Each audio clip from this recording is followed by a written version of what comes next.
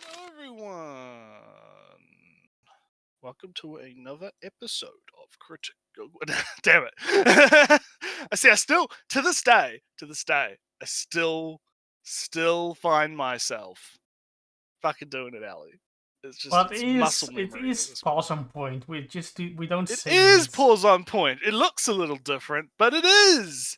We've got 5-0 in the chat, which is good.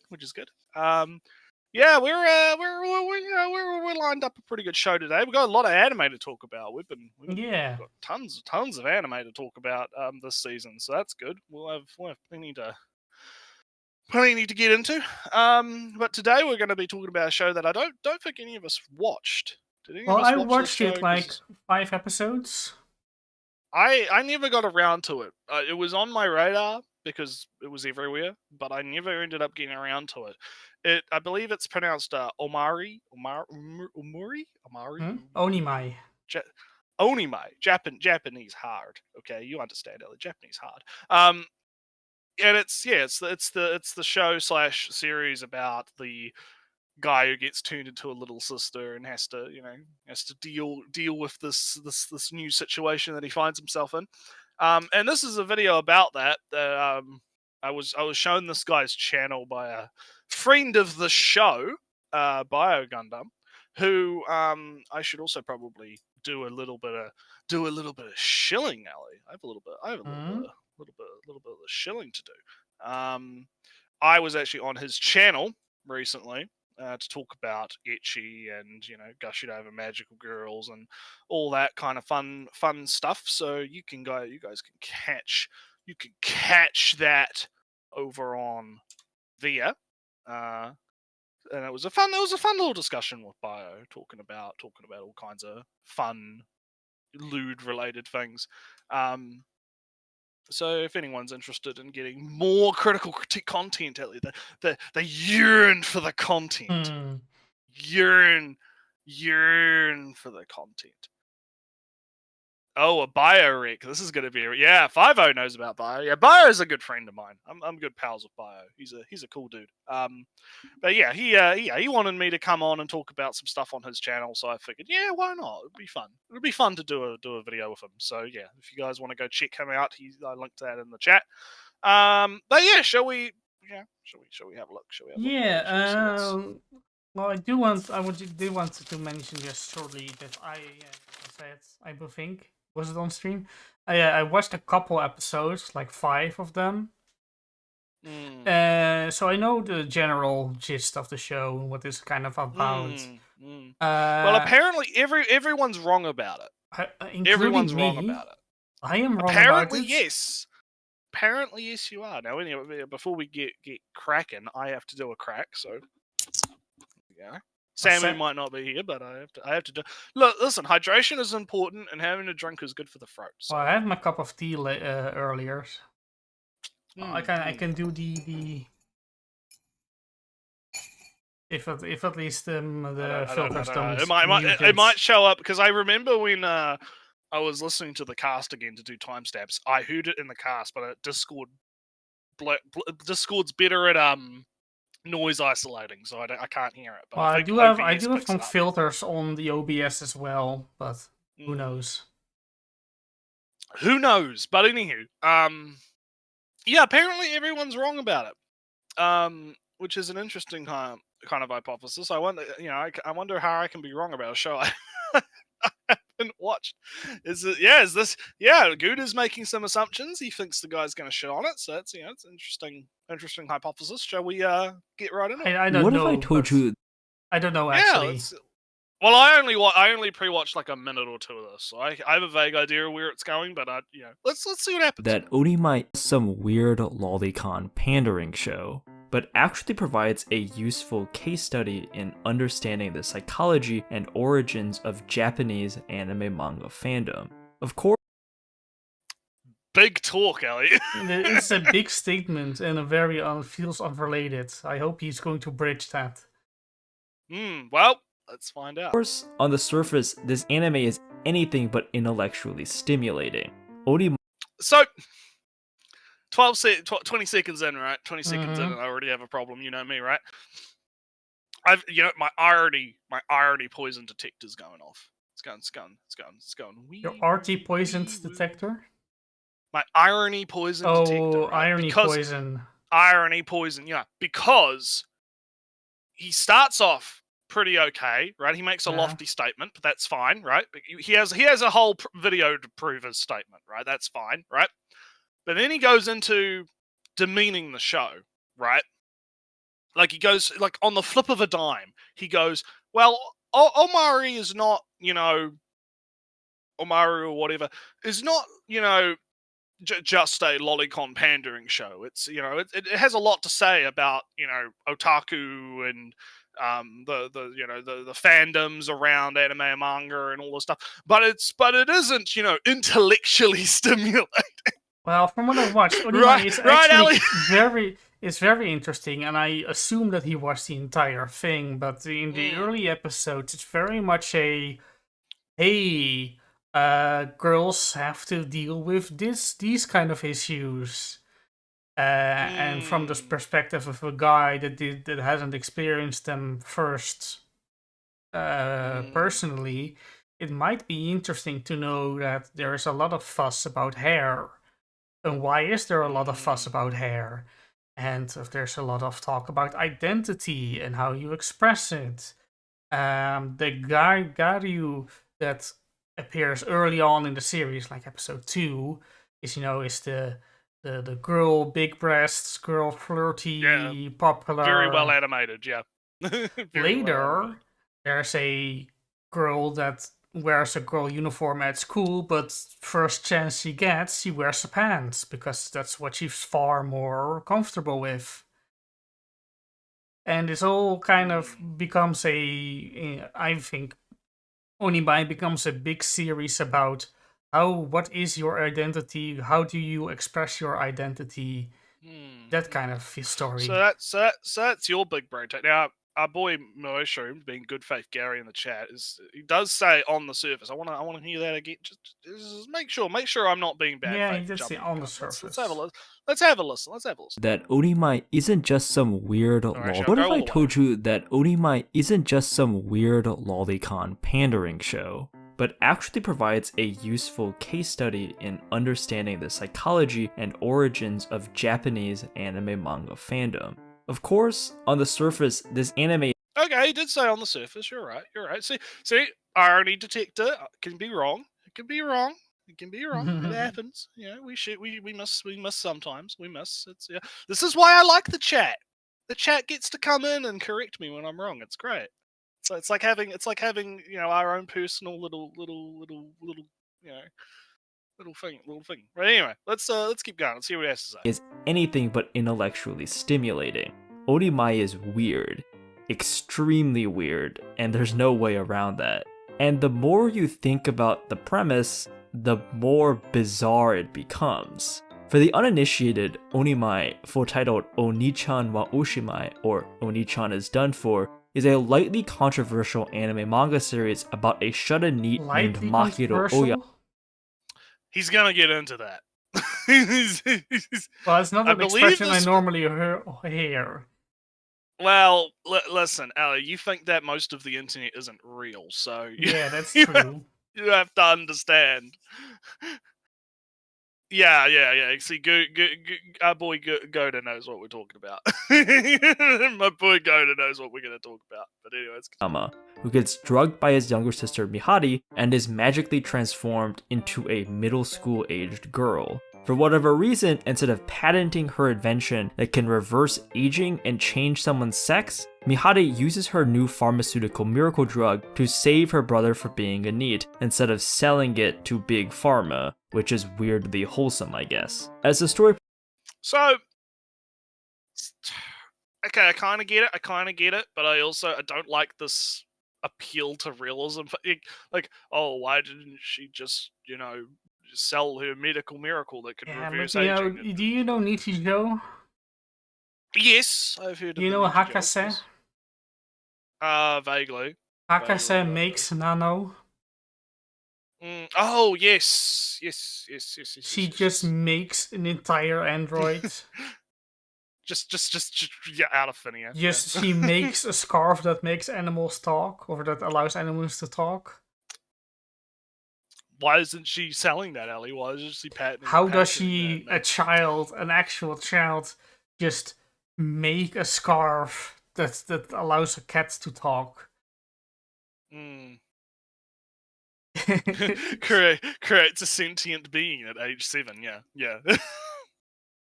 Why isn't she like? The reason I don't like this, right, is because It doesn't add anything. it doesn't add anything, and it's essentially just him trying to show how smart he is, right? Because Yeah. what's been a reoccurring theme the last few casts, Sally? What's been my reoccurring drum that I've been beating? Oh, Everyone what was it? knows. Yeah, Everyone knows. Everyone knows you're not smart, right? I Like, do want to. yes, if I do have a. No, it's not really the place or time. I do want to push back in that there is value in highlighting the obvious at points, because I at think points, that yes, but I don't think that this is one of those times, though. That's my problem.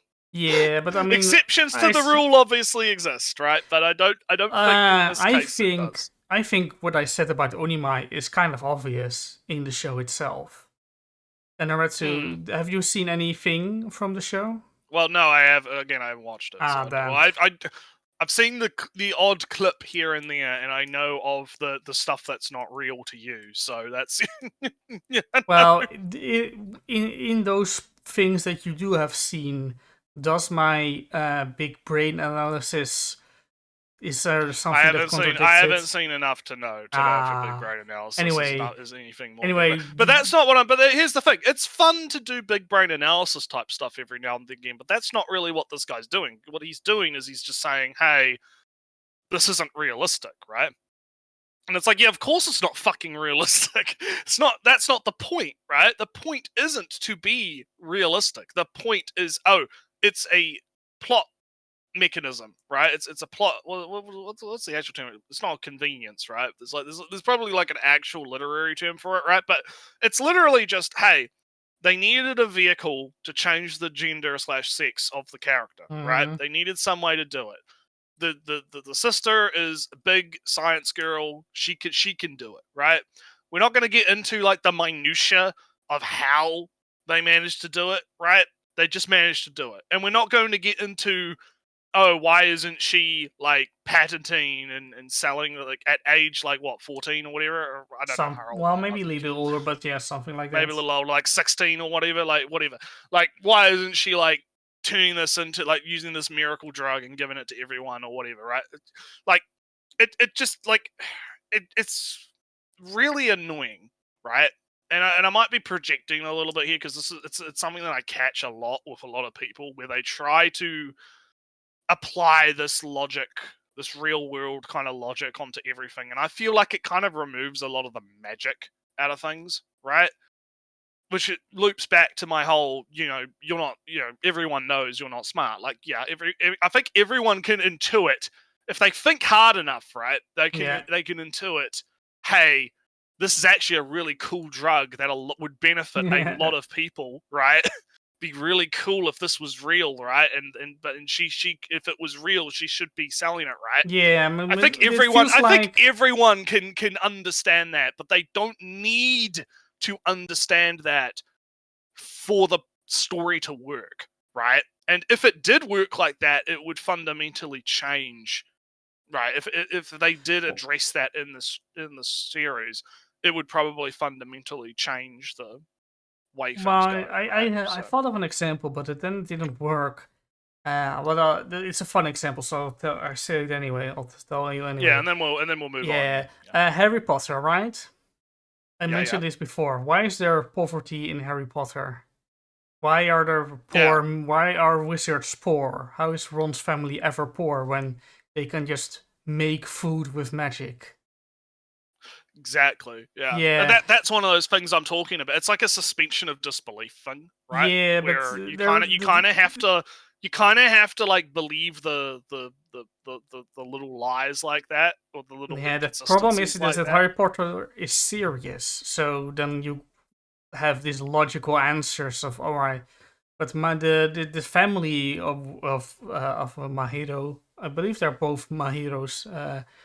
They are not poor, so maybe she does sell patents on the side.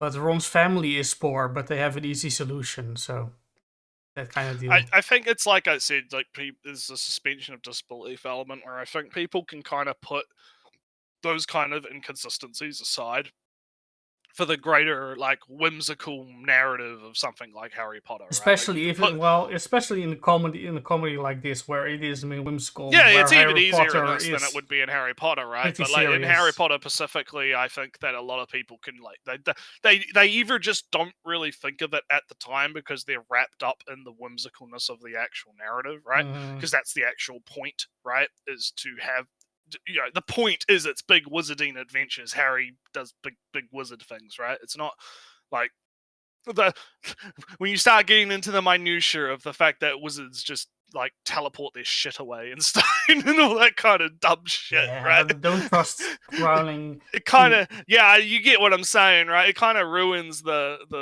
mystique, right? It kind of Yeah. it destroys the suspension of disbelief, and suddenly you have to, like, you know. And that's what I feel like his joke, that we've spent way too much time talking about. That's what I feel like his little joke there did, right? I'm just saying I don't like that kind of humor. That's all I'm saying. But anyways, continue. Progresses, Mahito adapts to his new body and role as Mihare's little sister. Eventually he starts going outside and eventually even enrolls in school. Again, perhaps just a little weird. The original manga was actually extremely popular in Japan. A 2020 web poll of what manga readers most wanted to see adapted into anime, Onimai placed third, beating out both Chainsaw Man and Spy Family. Which, impressive. according to Anime Poll, Anime well, actually, yeah, it's from Crunchyroll, isn't it? Because you have it on. Hang on, I have to kind of go back a bit because on my end it's not. A little weird. It's different. The original manga was actually extremely popular in Japan. So announcing the results of the manga ranking. Results. Anime Fan 2020. Well, there was about one 180k votes. That's pretty good. Like, that's a good sample size. Yes. That's pretty good. Out of 2020 web poll of what manga readers most wanted to see adapted into anime, Onimai placed third, beating out both Chainsaw Man and Spy Family. Oh, there we go. There's the Crunchyroll one. It was ahead, not behind. But yeah, no, that sounds. I mean, people, it's popular. People like it. Yeah.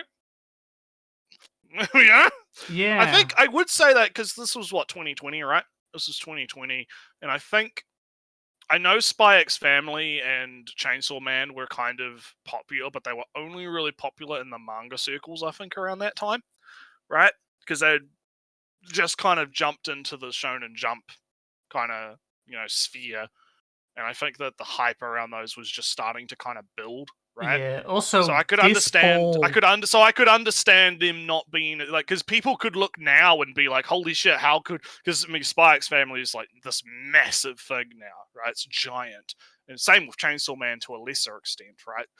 You know, I think that back at this time, right, 2021, 2020, right? They were still kind of really only talked about in those kind of manga circles there because they hadn't really broken into that sort of mainstream discussion yet.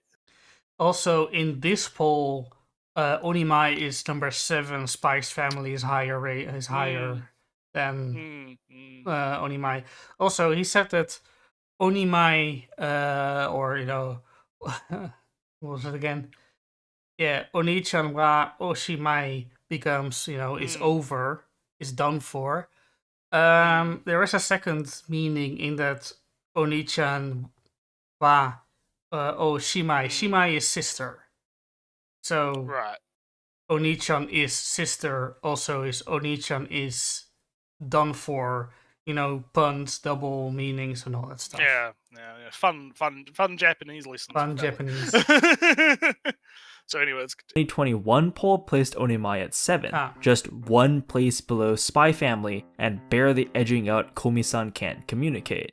But the Onimai anime has faced, let's say, a troubled debut in the West. Unsurprisingly, the illustrious Western anime journalistic class panned the show. Writers for Anime News Network referred to the show as, quote, pure lolicon garbage. Is anyone surprised? Is anyone surprised at the rag that is Anime News Network? Looks like Actually, I have a meme. I have a meme for this. I'm gonna send you something to bring up. Hang on. Go to the text chat because I have a meme for this. I think it's on my computer. It might not be. I'll have to check. But if I have it on the computer, then I will send it to you. Basically, I remember when they were reviewing Girls Frontline, the anime that we don't talk about, right? There was an article. Oh yeah, I've got it. Here it is.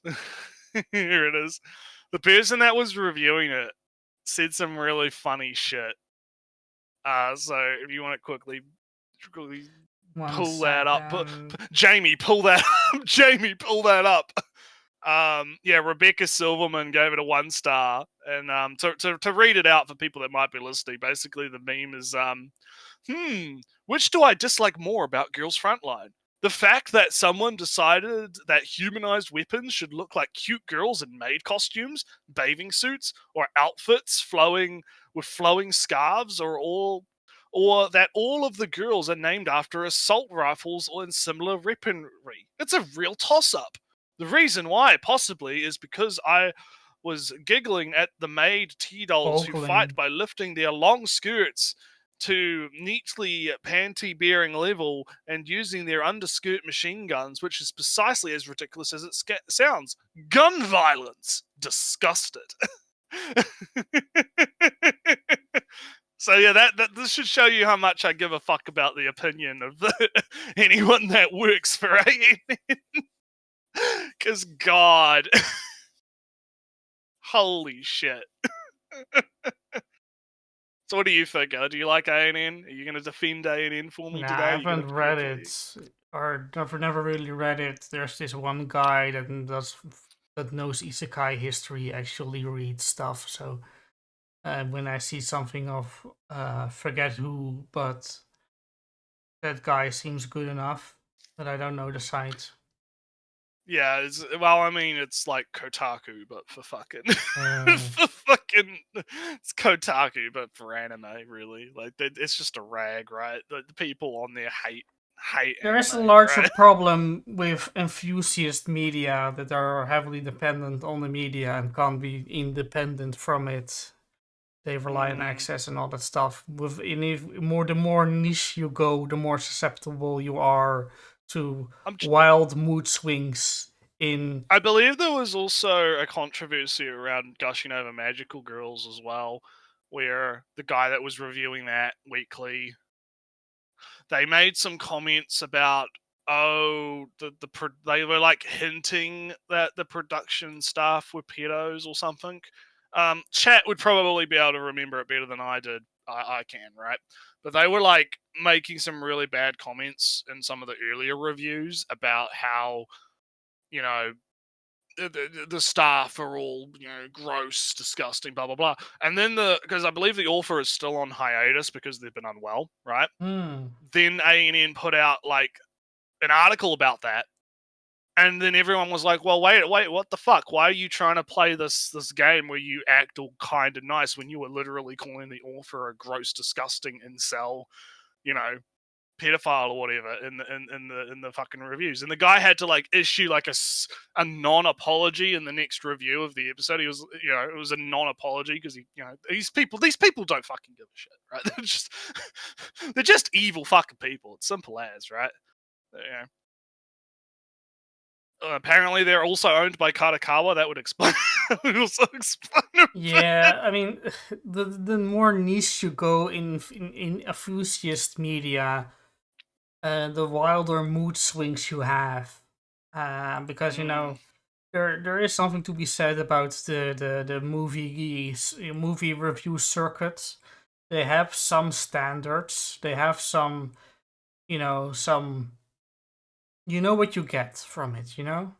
And you can say, oh, they are biased towards the big fancy, or to the high and mighty artsy ivory tower art movies, but you know that and you can adjust for it. But for anime reviews, it's really just anything is possible. Well, 9 times out of 10, this is great. Like, I don't understand how people that think that it's so fucking disgusting, right, can still be into it, right, or still. I just can't. I just fucking can't. But yeah, I also like Gouda pointed out they're owned by Kadokawa and they're shitting on a Kadokawa mug. Oh, it shows they're kind of I mean, at somewhat least you can't. independent. At least you can't say they're paid out. Then like. There are some other trash podcasts that might be that you can levy that. Yeah. So some podcasts that have some trash taste, maybe. Yeah. Some their which tastes are trash. But anyway, let's keep going. And centered on a pedophilic gaze. There it is. There it is. What was I telling you? There it is. Everything I don't like is pedophilic.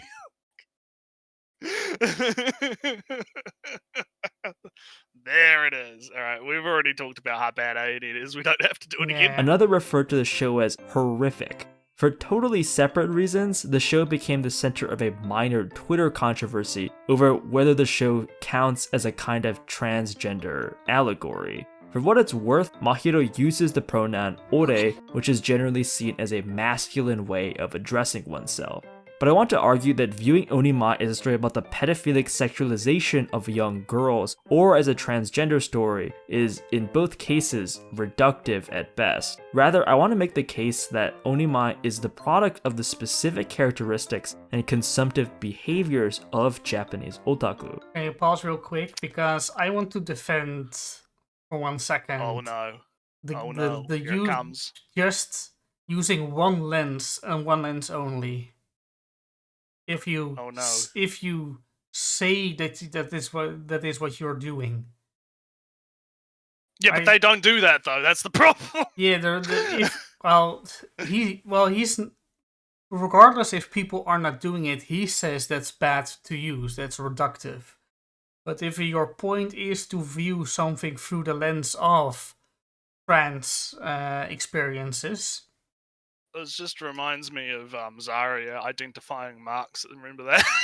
Remember that classic episode? It's just that, right? It's like, yeah, you can look at something through whatever fucking lens you want, but are you actually going to glean anything useful out of that or not? Right? That's the point, right? And which is why I think he's saying it's reductive, right? Wow, there is if you say I'm going to do this and then you're doing it.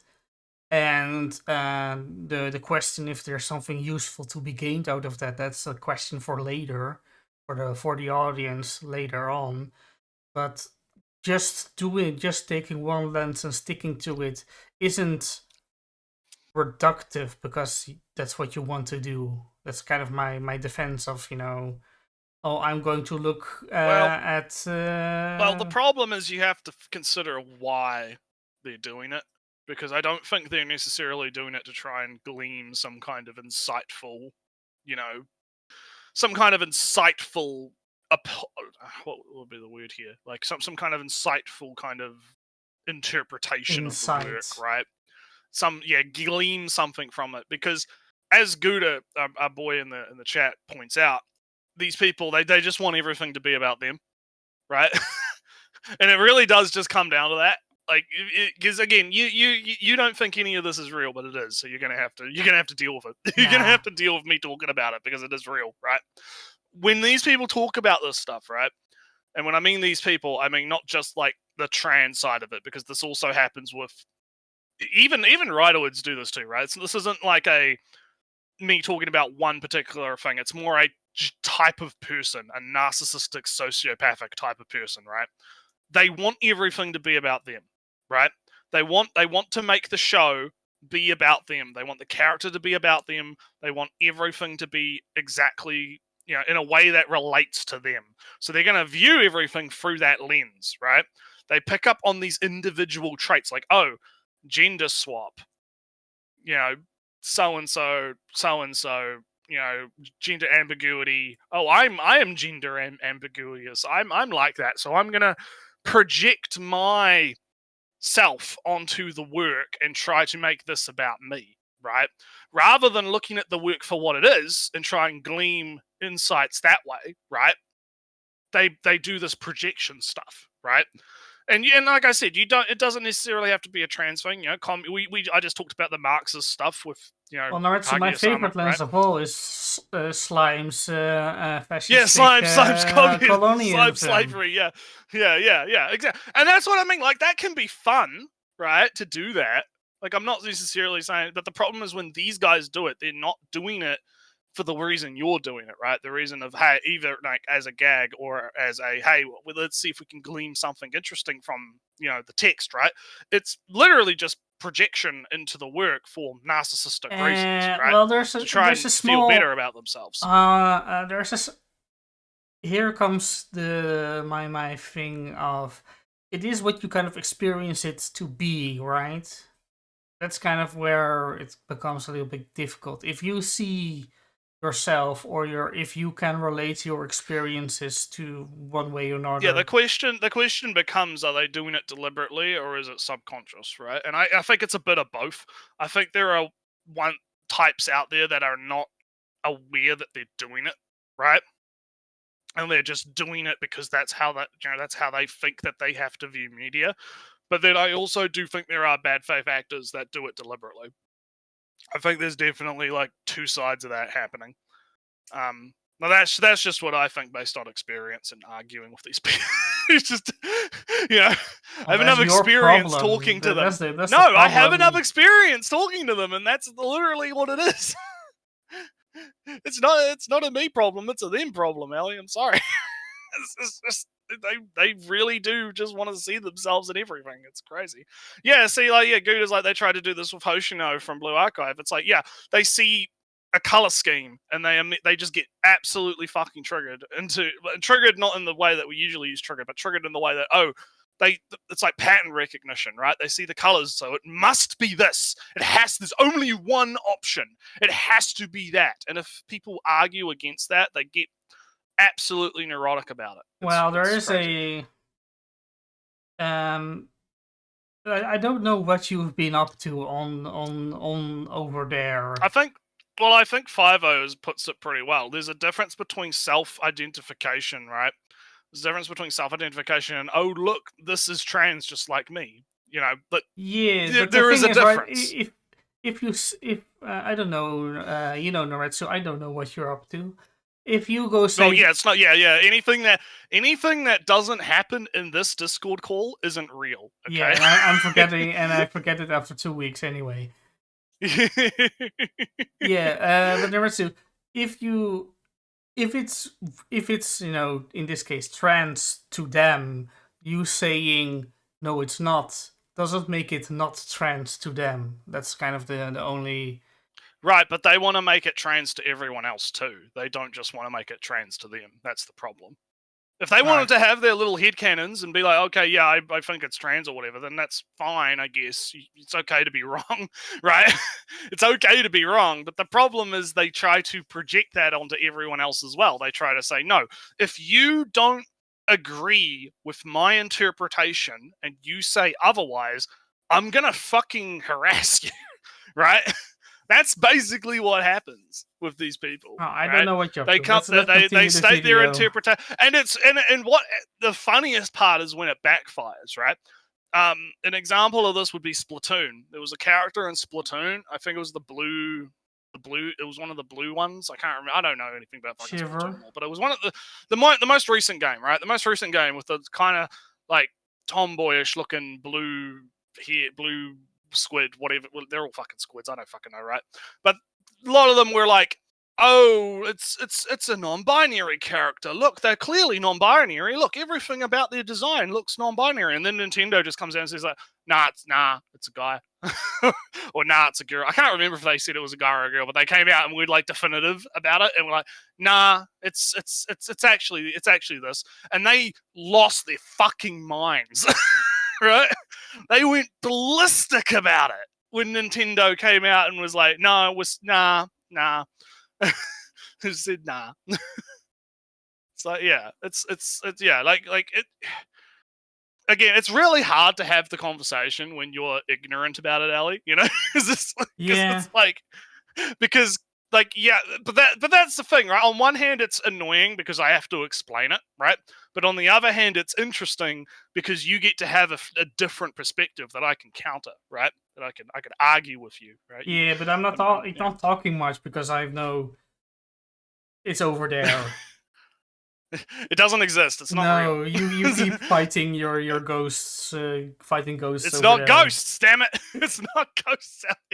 But anyway, let's get back to the video and hear about the fun interpretations. Let's go. Onima is a story about seeking alternatives. Yeah, let's hear this man's interesting take. This will be something different. Let's see what his take is. Particularly of how what seems to be a problematic attraction to fictional girls is really a way to escape hegemonic norms of sexuality and gender. To unpack what I mean. So this is going to be interesting because I've been reading the Moe Manifesto, so I might actually have some interesting takes about this. So let's see. Let's let him cook. Here, we have to start with what otaku are, where the subculture originated, and how that origin is deeply intertwined with an affinity for cute girls, or bishoujo. Most people are familiar with the term otaku as a slang term to refer to someone of an obsessive interest, typically in the realm of anime and manga. The term originates from the Japanese word otaku, which is a kind of formal way of referring to one's home. But the lesser known history of otaku is that the modern image of a person, typically a young man with an extreme affinity for anime and manga, originated with male fans of shoujo manga in the 1970s. Yeah, this man read the Moe Manifesto, you can tell. Yeah. this man actually, an anituber that actually knows their shit, Ellie. Holy shit. I know it's least a miracle. 2 of them. One of them is Joe of Boston Select. Well, yeah, Joe, obviously, our boy Joe is obviously one of the ones that is good to watch. But holy shit, someone who's actually talking about this stuff History? properly, it's a fucking miracle. But let's let him cook. Let's let him cook because this is kind of, going into the history type stuff. I want to know how he's going to tie this into the gender stuff because I actually have an interesting take on that. Prior to the 1970s, the style of Japanese comics most popular of boys and young men was called gekiga, literally dramatic picture. Gekiga utilized bold lines, sharp angles, and dark cross-hatching to create a sense of realism, the aesthetic antithesis of the soft lines, round shapes, and light shading that are prevalent in modern manga. During the 1970s, while gekiga began to stagnate and lose relevance, shoujo manga, ostensibly aimed at girls and young women, underwent a major transformation. The largely female shoujo manga artists began to experiment with more complex, mature, and even sexual themes in their work. It's from here that the bishonen, or beautiful boy character, originates. It's from bishonen that the bishoujo characters that are so ubiquitous in modern manga and anime descend. The development of the bishoujo, and by extension lolicon, is most associated with the manga artist Azuma Hideo. This is great. We're actually learning something today. Interesting history. Yeah. This is stuff that is covered in Moe Manifesto. The Moe Manifesto is quite interesting because the thesis gets kind of laid on, this kind of history and thesis gets laid on you in the start of the book, and then it goes into basically a series of interviews with different, different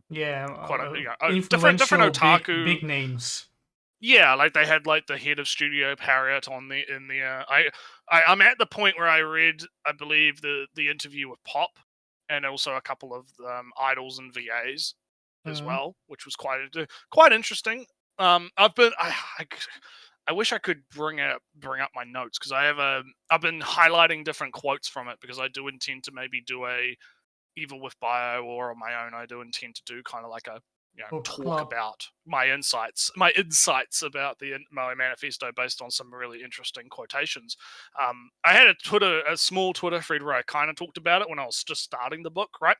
But there's a lot of really interesting talk about gender in the interviews when you like the idea of otaku being feminine and that kind of stuff, which I think is where this guy's going to kind of go with this, which would be interesting if he does, because I do have some interesting stuff to say about that.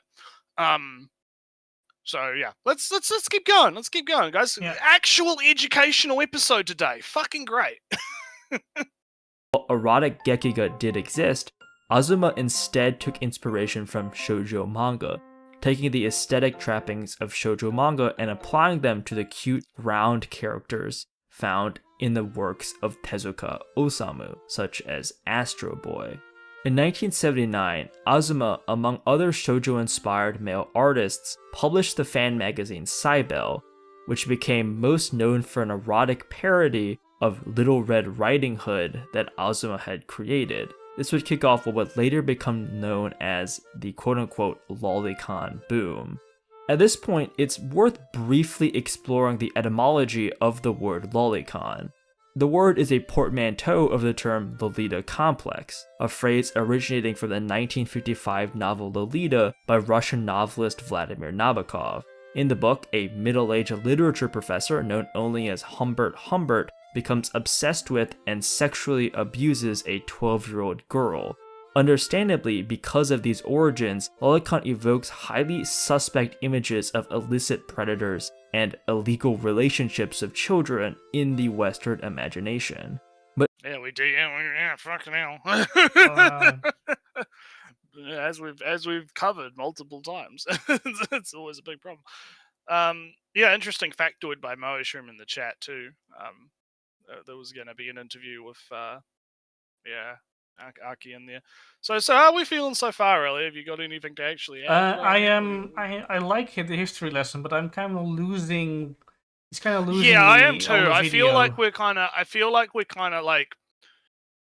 Yeah, I like the history lesson, but I think we could have probably sped it up a little bit. I don't think the actual origins of the Lolita complex and how it relates to fashion more than etc. etc. etc. Yeah, because I'm a lot more interested in how Omari, or however you pronounce it. I'm much more interested in how that speaks to the gender breaking norms of otaku, right? And I feel like you don't necessarily need to do a full history lesson to get there, but it is appreciated, because in saying that, there's a shitload of people that don't know any of this stuff, and it's like they don't care, right? So that's kind of, it's one of those double-edged kind of points, right? Where while I wish that he would kind of get on with it, right? Mm. I do appreciate this, because more people should be talking about this, right? More people should be giving this history lesson so that it gets into the zoomies' fucking heads, right?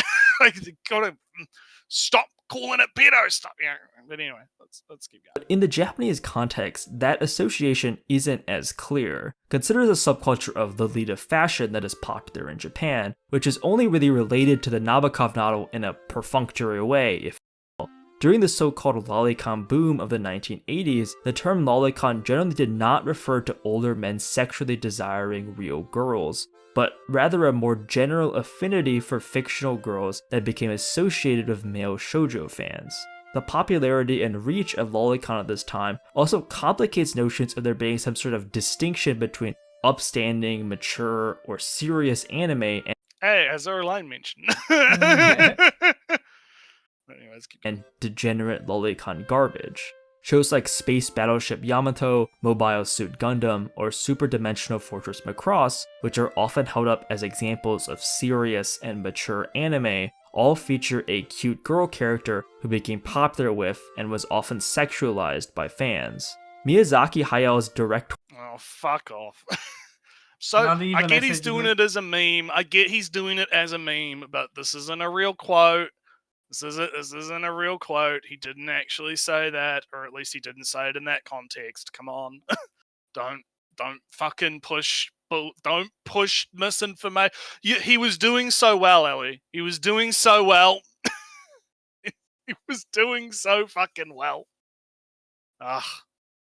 Anyway. Torio debut, The Castle of Cagliostro, became extremely popular with Lolicon fans, specifically because of its character Clarice. Miyazaki, for his part, hated the fact that his characters were so popular with Lolicon fans and publicly expressed his ire. Fuck. He was doing so well. He fumbled the ball, Ellie. He fumbled Well, it. this is the actual quote, though. Well, part of it, right? Yeah. Part of the quote, right? And it's not... And this was, like, after the fact, too, right? Because, I mean... They've taught. I remember there's been clips going around of like the video commentary of Nazca Valley of the Wind, right? Or Nazca, right? Where like they're talking about the character's breasts and stuff. Like Miyazaki was not. He was not this hyper anti-sexualized. Like he wasn't like into it, I guess. But there isn't like people really misunderstand him, right? And his points, right? Even this point here, right? Taken out of context, right? When he's talking about this, he's talking about it from the perspective of you should draw from reality when you do your art. Yes. Right? You should not only draw from other works of anime and manga, right? You in an incestuous way, right? And it's not bad art advice, right? Because at the end of the day, we're trying to imitate I guess we're trying to imitate reality to some extent, but you don't necessarily have to, right? It's he's not like being as anti as people make him out to be, right? Also, and that's what kind of rubs me the wrong way. This comes from the interview, filmed, recorded, and then the right after he says this sentence, he grabs his toy plane and flies it around in his hand. Yeah, like he's not like I hate otaku.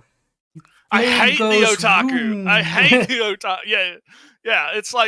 Yeah. He doesn't hate the otaku. He's just making a point about how you should, as an artist, right? You should try to draw from reality. And also, you should play with toy planes. Yeah, and you should play with toy planes. But like, I want to get into that because art background, right? Like the reason why, like, I think I don't know if I've talked about it on cast before, but the Tumblr art style, right? The reason that exists is because I have a theory about this. It's because when Tumblr was more of a big thing, they were kind of very insular, right? In their art stuff, right? A lot of these Tumblr artists would constantly reference each other and, copy each other. And when one person does a big nose, everyone else has to do a big nose, right? So that's kind of the type of thing I think Miyazaki is talking about here when he's talking about, you should draw from reality. Don't necessarily just draw from other people doing anime, because if you do that, you're going to cause that incestual style repetition, which creates shit like Cal Arts and the Tumblr art style that we all hate, right? We don't want anime to become like that, right? We don't want anime to do that, right? You should draw your inspiration from multiple influences, not just one insular influence, right? Yeah, I mean, point. I know people hate on Cal Arts, and the one Cal Arts that's kind of neat is that gumball thing. Some gumball something. That is 100% Cal Arts, but it's fun and good, so it doesn't mean anything. It's not really about, like, I don't really think it's about the quality necessarily of the shows. Like, it was just talking about how the art styles are all the same. Yeah, but also you can say the same thing about most anime. I don't necessarily agree. Like, we're watching a ton of shows this season, and I'd say Kaiju 8 looks a lot different than Blue Archive. I do agree that there is an overall, like, because obviously if you look back at anime from the 80s and compare it to now, there's an obvious stylistic difference, right? That changes, like, the stylistic Yeah, there's a difference in style saying changes that over time, but I do think that there's enough differentiation with an anime. But Metallic Rogue doesn't look like gushing over magical girls, right? Or they stuff look like that. more similar than they don't. And my point isn't that all anime looks the same. That's not the thing. It's more that they do gravitate towards a style that is one of the time and too easy to do, because it's in the end you have to finish it up in a week or in a strict time frame. So right. But anyhow, let's just Miyazaki. Not people don't understand him. People should watch the full context of the clip, right, in the interview, and don't fucking push this anime was a mistake. He hates otaku garbage, right? Like, don't. It's fucking nonsense. At this reality, but the popularity of Clarice among lolicon fans ultimately played an influential role in. But he's not wrong about the history of this. It is true that the popularity of Clarice was a big part of the lolicon boom. So he's not wrong about the history. He's just wrong about the Miyazaki hates anime, right? No, yeah. That's the part where he's wrong. But anyway, raising Miyazaki's profile as a director. It's in this context I would say otaku started to take shape. Did you catch that? Did you catch that irony poison just there? Yeah. Profile as a director. Oh, there it is. There's the cringe. My taste is irony. trash. The irony detector is going ping, ping, ping, ping. Oh no. Uh-oh, shouldn't have done that. But this is what I'm talking about, right? This is the kind of stuff like, when my irony detector was going off at the beginning, this is the stuff that really it should go off for, right? Because I fucking hate the self-loathing, self-hating shit that people do. Like, if you like... I talked about this on Twitter, actually, recently, but, like, if you actually like something, right? If you actually enjoy something, you don't shit on it. You can critique it, obviously. You can have criticisms of it. You can think there's things that can be improved. You can, talk about different things, right? But you don't just call it trash and cringe and I know it's cringe, but I like it anyway. Ha ha ha. It's no. At least have some self-respect is what I'm saying, right? At least have some self-respect to not only stand up for yourself, but to stand up for the things that you enjoy. Don't let other people or yourself, demean the stuff that you get enjoyment from. You should fucking stand up for it. So yeah, I hate this shit. I really, really fucking hate this shit. I wish it would stop. I wish people would stop doing it, because it doesn't indicate a, if people want anime to be taken seriously, right? Which I assume a lot of people do, right, Ellie? They want anime to be treated like movies, I guess, or whatever, as a serious artistic medium, right? We can't do this shit. We gotta stop doing this shit, because people that are into like other mediums don't do this shit, right? It's stupid. But anyway, yeah. It's in this context I would say otaku started to take shape as a term for some of an unhealthy and often dysfunctional relationship of anime and manga. Funnily enough, the modern connotation of otaku originates from the popular lolicon fan magazine Manga Buriko. Starting in June of 1983, Nakamori Akio began publishing a column in Manga Buriko entitled Otaku no Kenkyu, or Otaku Research. In it, Nakamori begins to denigrate manga anime otaku, particularly those with an affinity for lolicon or fictional girls. He describes otaku as failed men, and that God, I don't know if I've gotten to that part of no manifesto because I wonder if this comes up, but yeah, it's interesting how there was this idea of it being, there was an insulting level to it initially, but then people just kind of co-opted it and started using it as a that's our word now.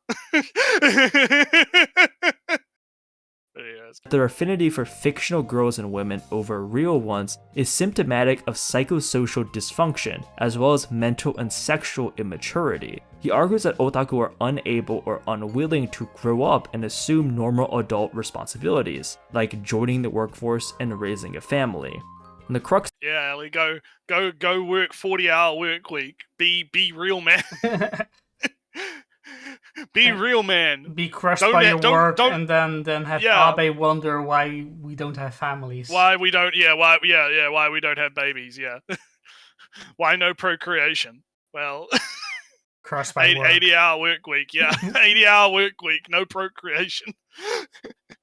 Oh, man. So the problem for Nakamori and his protege, Eiji Sonata, is that otaku have an immature, perverse, and disgusting affinity for fiction over reality.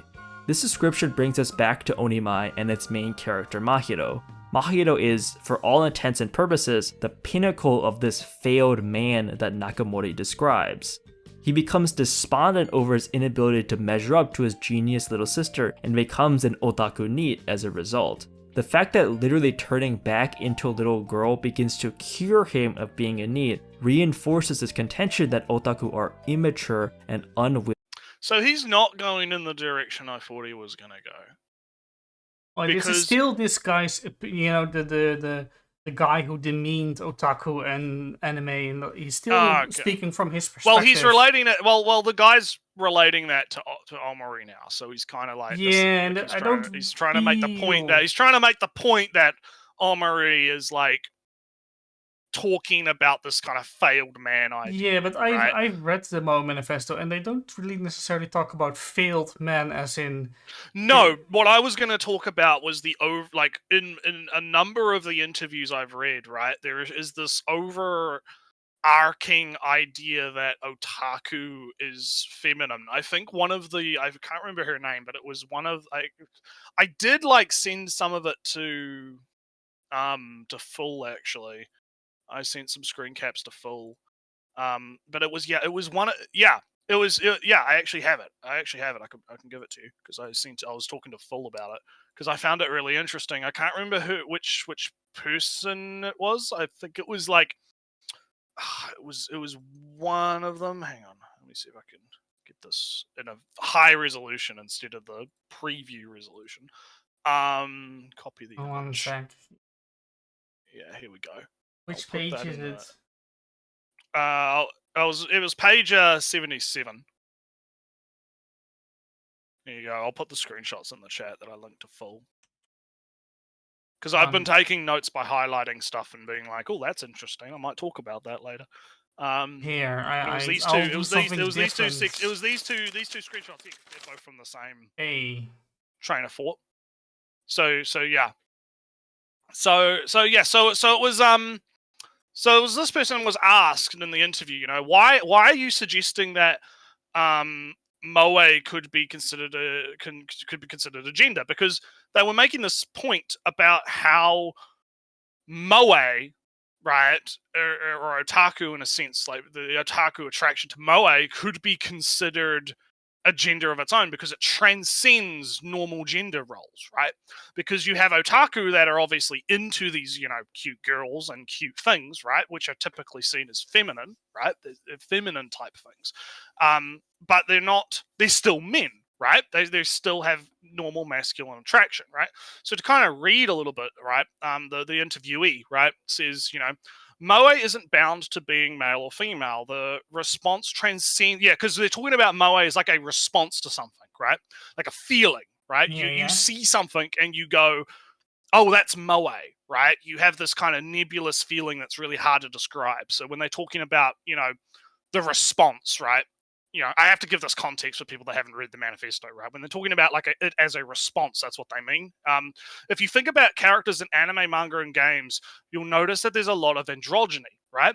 There are characters who we call, traps or otanoko, right? Which sounds like the Japanese word for boy, but is written in Chinese characters as man and daughter. So it means something like boy, girl. They appear to be girls, but are actually boys. This is part of the larger trend towards feminization. In anime, you have weaker male characters, for example, Amuro, in Mobile Suit Gundam and Shinji from Neon Genesis Evangelion, and stronger female characters these days. These days, no one is interested in the male characters, but everyone likes the female ones. In Bishoujo games, male players don't want strong male protagonists because that would get in the way, second image, in the way of their imaginary relationships with the female characters on the whose lives in the game is almost entirely whose lives in the game are almost entirely focused. Actually, if you think about anime series such as Lucky Star and K-On, that are popular with otaku, male characters don't really appear at all. But when you have women reading boys love manga, there are no girls in that situation, right? And the female readers are identifying with the male characters. I know lots of women play Tenkai Memorial 2, Tokimeki. which is a game about dating cute girls. So you have women becoming male characters and men becoming female characters. That's the flexibility at the heart of Moe, right? So there's and this is like one example. There's like multiple different examples of when people are talking about Moe. I think one of the earlier interviews is with a feminist academic, right, who kind of talks about how this relates to the way that Japan kind of changed after World War II, in a sense, and how the attitudes around gender started to kind of shift, and what it meant to actually be a man started to kind of crumble, in a sense, right?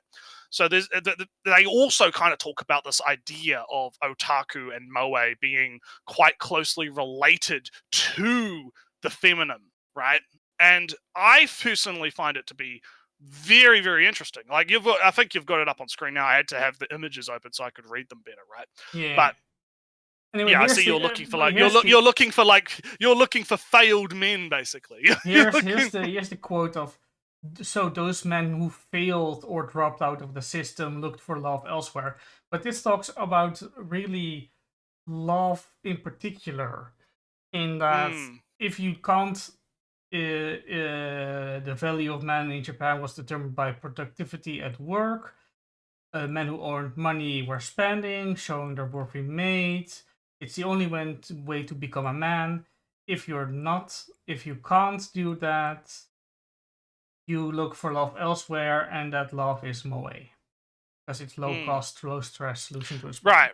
Right. Now I haven't. Obviously, you're spoiling me because I haven't gotten that far in the book yet. I think I'm at like in the end, 100 these are all interviews and opinions of various people. Yeah. None of them are... yes, but I think they give you an idea of like this. This is the thing. It's interviews and opinions, yes, but I think it's important because it gives you a idea of where the mindsets of different people within the industry and within kind of the otaku sphere are, right? Because the whole point of the Moe Manifesto is, what is actually Moe? What is the point of it? How does it exist, right? What do different people interpret it as, right? And it's very important from that sense, right? To kind of talk to different people and get different perspectives on it, right? But I find a lot of these perspectives to be really interesting. And like I said, there is this overlying, like, at least in the parts that I've read so far, there's this overlying kind of connection between the otaku and the feminine, right? There's this draw of male otaku to get into these kind of feminine things and to view things through this kind of feminine lens, right? And that's what I thought we were going to get in the video now, where he's talking about, Omori as a representation of that, right? The idea of the otaku being feminine. He's literally transformed, like this otaku character has literally been transformed into something that most people would consider, moe, right? They would consider it to be there is cute lolicon some character. All right, so it is true that our main character was good, but then couldn't keep up, and then he kind of fell off, and then he was disappointed, and in his own disappointment, he looked elsewhere for satisfaction, and that satisfaction came from otaku hobbies. Then his sister became concerned, concocted this plan to kind of force him back into society, and the method was to be through becoming a woman. A little sister, more specifically. The there are things you can get from that, right? Yeah, Maybe obviously, yeah. maybe there is. I feel there is a statement in the expectation placed on men, right? Mm, Perform or be trash. mm, mm, If you can't keep up with the with the productivity, just drop out of the system entirely, out of the competition, mm, out of the society. Um, and becoming a female opens you up to different competitions and pressures, but maybe they are better as a social thing than the competition of being a man. And mm. I haven't gone far enough into the series to know they make a statement like Right, but that. what I'm saying, to loop back to the video, right, was like, I'm Mm. not necessarily saying that one interpretation is wrong than the other. What I'm saying here is I was expecting him to go more down this relationship between otaku and the feminine route, right, rather than going down the failed man route, right? Like, I'm not necessarily saying the failed man route is wrong. I'm Yeah. saying that I wasn't expecting, like, his build-up wasn't leading me to expect him to talk about the failed man aspect. I thought he was going to talk about the more, generalized, relationship between otaku Well, I am kind of and the interested in feminine. where it goes because we made some bold predictions and our own opinions already. Well, let's see where he goes in his cooking. But so far, he seems to be going down the failed man route, which is not what I was expecting. Willing to grow up. But I'd argue that it's not the becoming a young girl itself that explains Mahiro's improvement in mental state. Rather, it's how this position removes the difficult societal expectations he felt. Oh, there you go. There you go. Although I kind of take issue with him saying that he's a failed man, because that is already, the expectation that is placed on him, which he couldn't live up to, and therefore I have a suspicion that's because he's looking at it through the lens of the other guys, right? That he was just referencing, right? He's looking at it through that idea. that's true. He's looking at it through the idea that otaku equals failed man, which is not actually necessarily the case. It's like you said about the interviews in Moe Manifesto. That was just those guys' opinion, right? Yeah. That otaku were all these shut in, neat type things, and this is obviously also talking about in the 80s, 90s, right, or even earlier, right? This is talking about a very different time, right? Yes. Nowadays, otaku just means fucking, Fan. nerd or geek, right? Fan, right? It's not. There's not such a negative context, and we haven't even talked about the whole murders and all that stuff because that obviously that's affected. not even relevant here. It's not relevant here, but I bring it up because it did, that soured the perception of otaku for quite a long time, right? It took a long time for that stigma to kind of lessen and dissipate, right? So it is kind of relevant when talking about it, especially if you're talking about it if he's from going that to time mention frame. if he's going to mention this in this video, then I'm kind of disappointed. Yeah, that's a problem. Yeah, he doesn't need to mention it. I'm mentioning it just because it's important for what we're talking about, right? The changing of otaku's perception over time, right? Because the meaning has kind of lessened over time, and the debates have been had essentially over what it kind of means, and we've settled on this more neutral, I believe that in Japan it's kind of been settled as, okay, you're a fan, you're a bit obsessive, but it doesn't necessarily make you failed or dysfunctional, right? Yeah, although of course there's not such a, there's I mean, obviously you'll have people that disagree, but there's not such a negative stigma about it. And of course, Like, if you I do want to before we move on, debates on what things means happens every generation, so don't be surprised in 5 years there's a big debate again.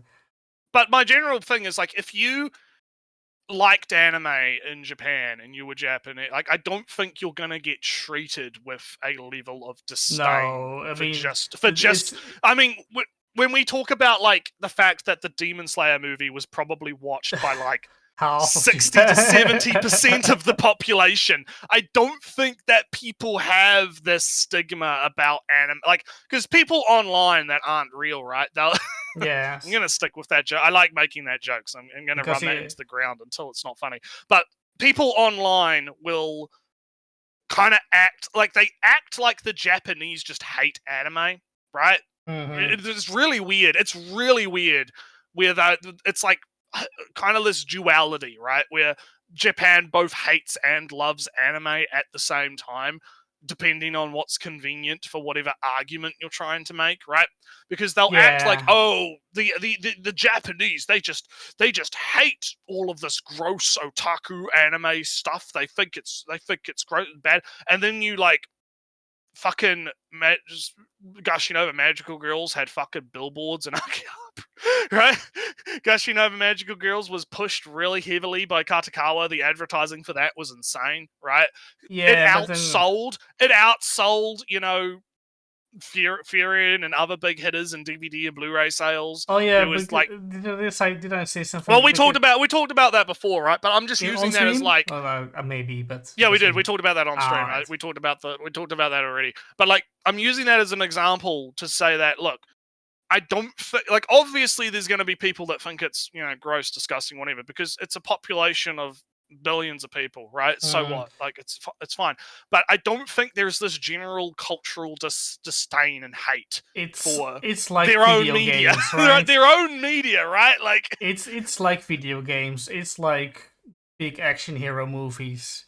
Plenty of people hate them because if it's dumb CGI violence, it's not Christian enough. Yeah. It's Yeah. from it's the devil. Yeah. Or people are super fans. So to loop back into the video, so we can move on, right? I feel like he's kind of not like he's taken this idea of otaku equals failed man, and he's kind of running with it without exploring the possibility that might not be the only interpretation, right? Because while it is a interpretation, and I think for the purpose of his point, it kind of works.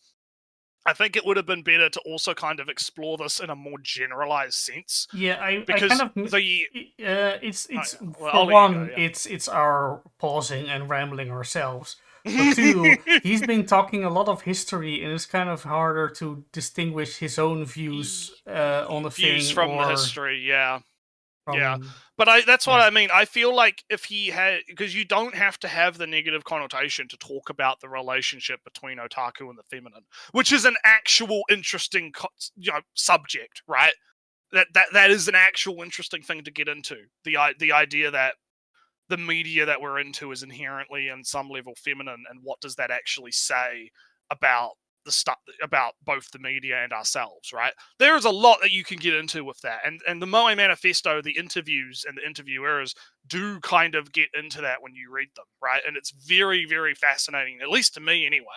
And I feel like that's kind of, it's like he's so close, Ellie. He's so close but for this to be one really interview. good. He loved that one interview so much, and he made an entire video. Yeah, he loved that one interview so much. Yeah, but anyway, all right. Let's keep going. We've got about 10 minutes left, so let's go. Burdened by, which is ultimately why I don't think this is meant to be a transgender allegory. There's reference in the manga to how Mahiro and Mihari used to have a very close relationship with each other as kids. But Mahiro slowly closed himself off because he couldn't live up to the expectations of being Mihari's brother, and ultimately felt like he was just a burden on her.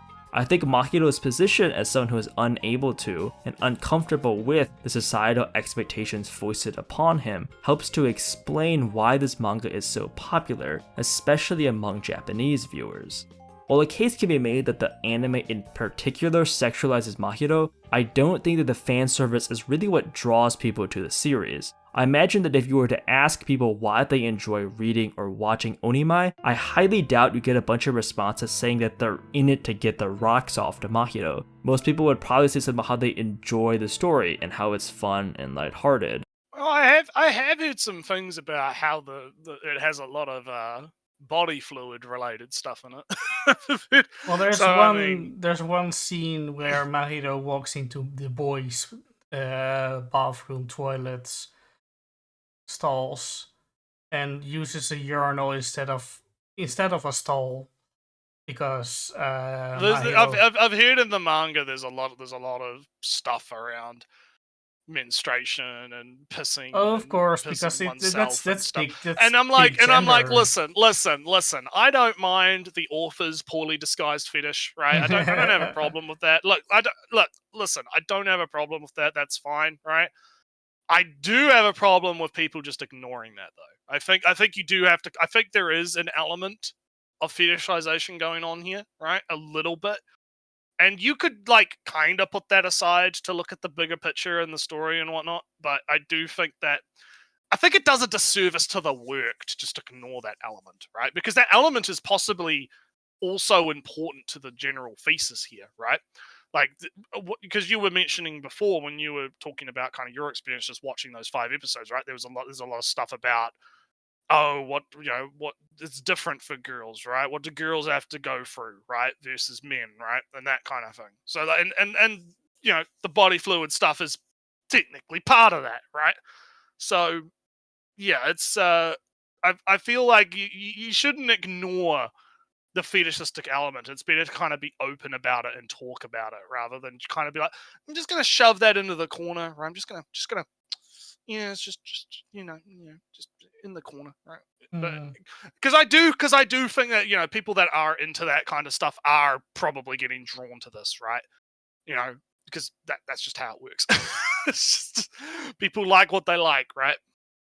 But anyway, let's keep going. But more so, I think that Mahito's pre-transformation dilemma resonates with many readers, which is an underrated reason for Onimai's popularity and surprisingly broad appeal.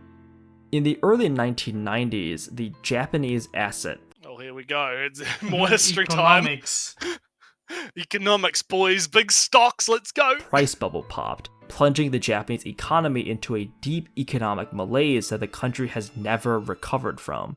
The bad economy left many young people adrift, unable to find good jobs and start families.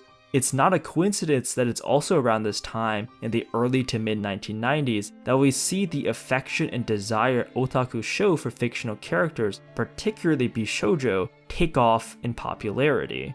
While the Japanese economy writ large was struggling, the anime manga industry was booming at this time. One show in particular, the 1995 Neon Genesis Evangelion, transformed the anime industry. Maybe, but I mean, it's like there's not much to say about this because this is just it's right. I don't think he's wrong in the history here. Like, yeah, but he's kind of veering off into fun history but unrelated history. Yeah, this is fun history, but I don't necessarily think it's like, because he's already made the point. You could make this point about modern. I mean, the Japanese economy is not doing that great right now, anyway, right? But you could make this point.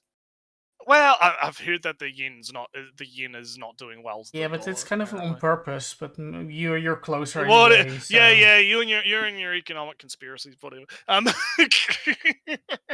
Now, weak yen helps Japanese economy as a whole because they import more, etc., etc. I'm fucking with you.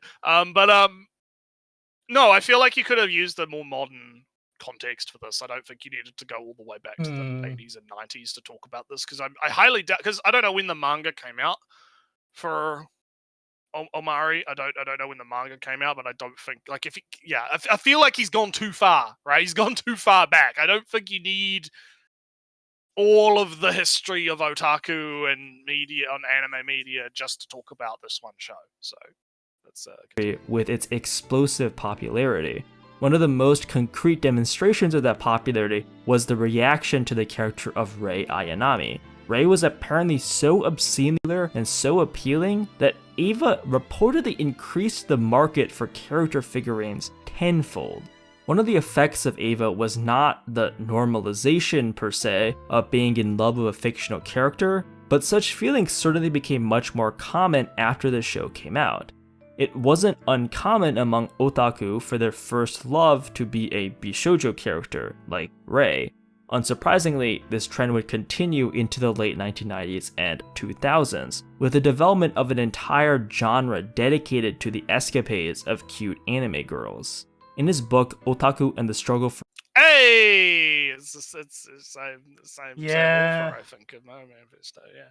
Hey, he's citing his shit. Good. It does, Good. but it's more impressive if it's more related to the show itself, because Yeah, I feel like We'll let him cook. Let's see what he's gonna quote. Let's see what the quote is. For imagination in Japan, the cultural anthropologist Patrick Galbraith, who has basically become the preeminent English voice on otaku and lolicon, describes an interview he did with a man named Handa Toru. Honda suffered with depression and suicidal ideation, finding solace in anime, which he says saved his life. He attempted, unsuccessfully, to quit being an otaku and join normal society. As he explains, loving fictional characters is a low-cost, low-stress way of finding meaning in a society increasingly beset by economic and social woes, where many traditional norms of masculinity and success have become less and less attainable. Honda's story is representative of many other voices that have appeared in Galbraith's work. People who find solace in the 2D world after being alienated from the 3D one. And like I said, it's not wrong. It's not. Yeah. Don't disagree. I agree. Right. Yeah, Like, but also I just now look at chat. How the Japanese people can also think that it let go of the thought that the West somehow only corrupts the pure Japan and has no thoughts of its own. They too had Well, I would say I would argue against that in the sense that it seems to be.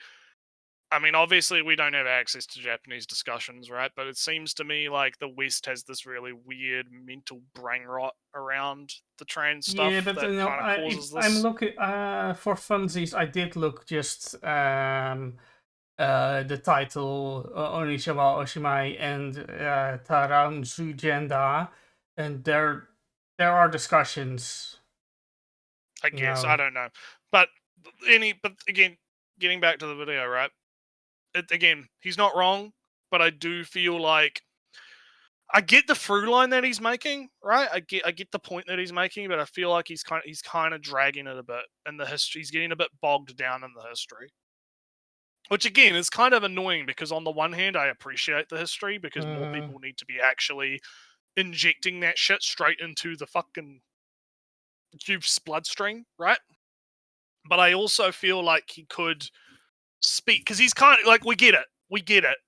Otaku ostracized by society, fall in love with the 2D as a way to escape society, right? That has rejected them or ostracized them, or they feel disenfranchised, right? Such and such, such and such, you know, all that kind of stuff. We get it basically, right? We understand. You don't. We can continue with the point, right? we get it. But anyway, let's go. An important point to emphasize is that otaku are not unable to distinguish between reality and fiction, as is sometimes insinuated. The original concern and apprehension towards otaku, popularized by Nakamori's column in Manga Buriko, was that otaku have a perverse and demented preference for 2D women over 3D ones.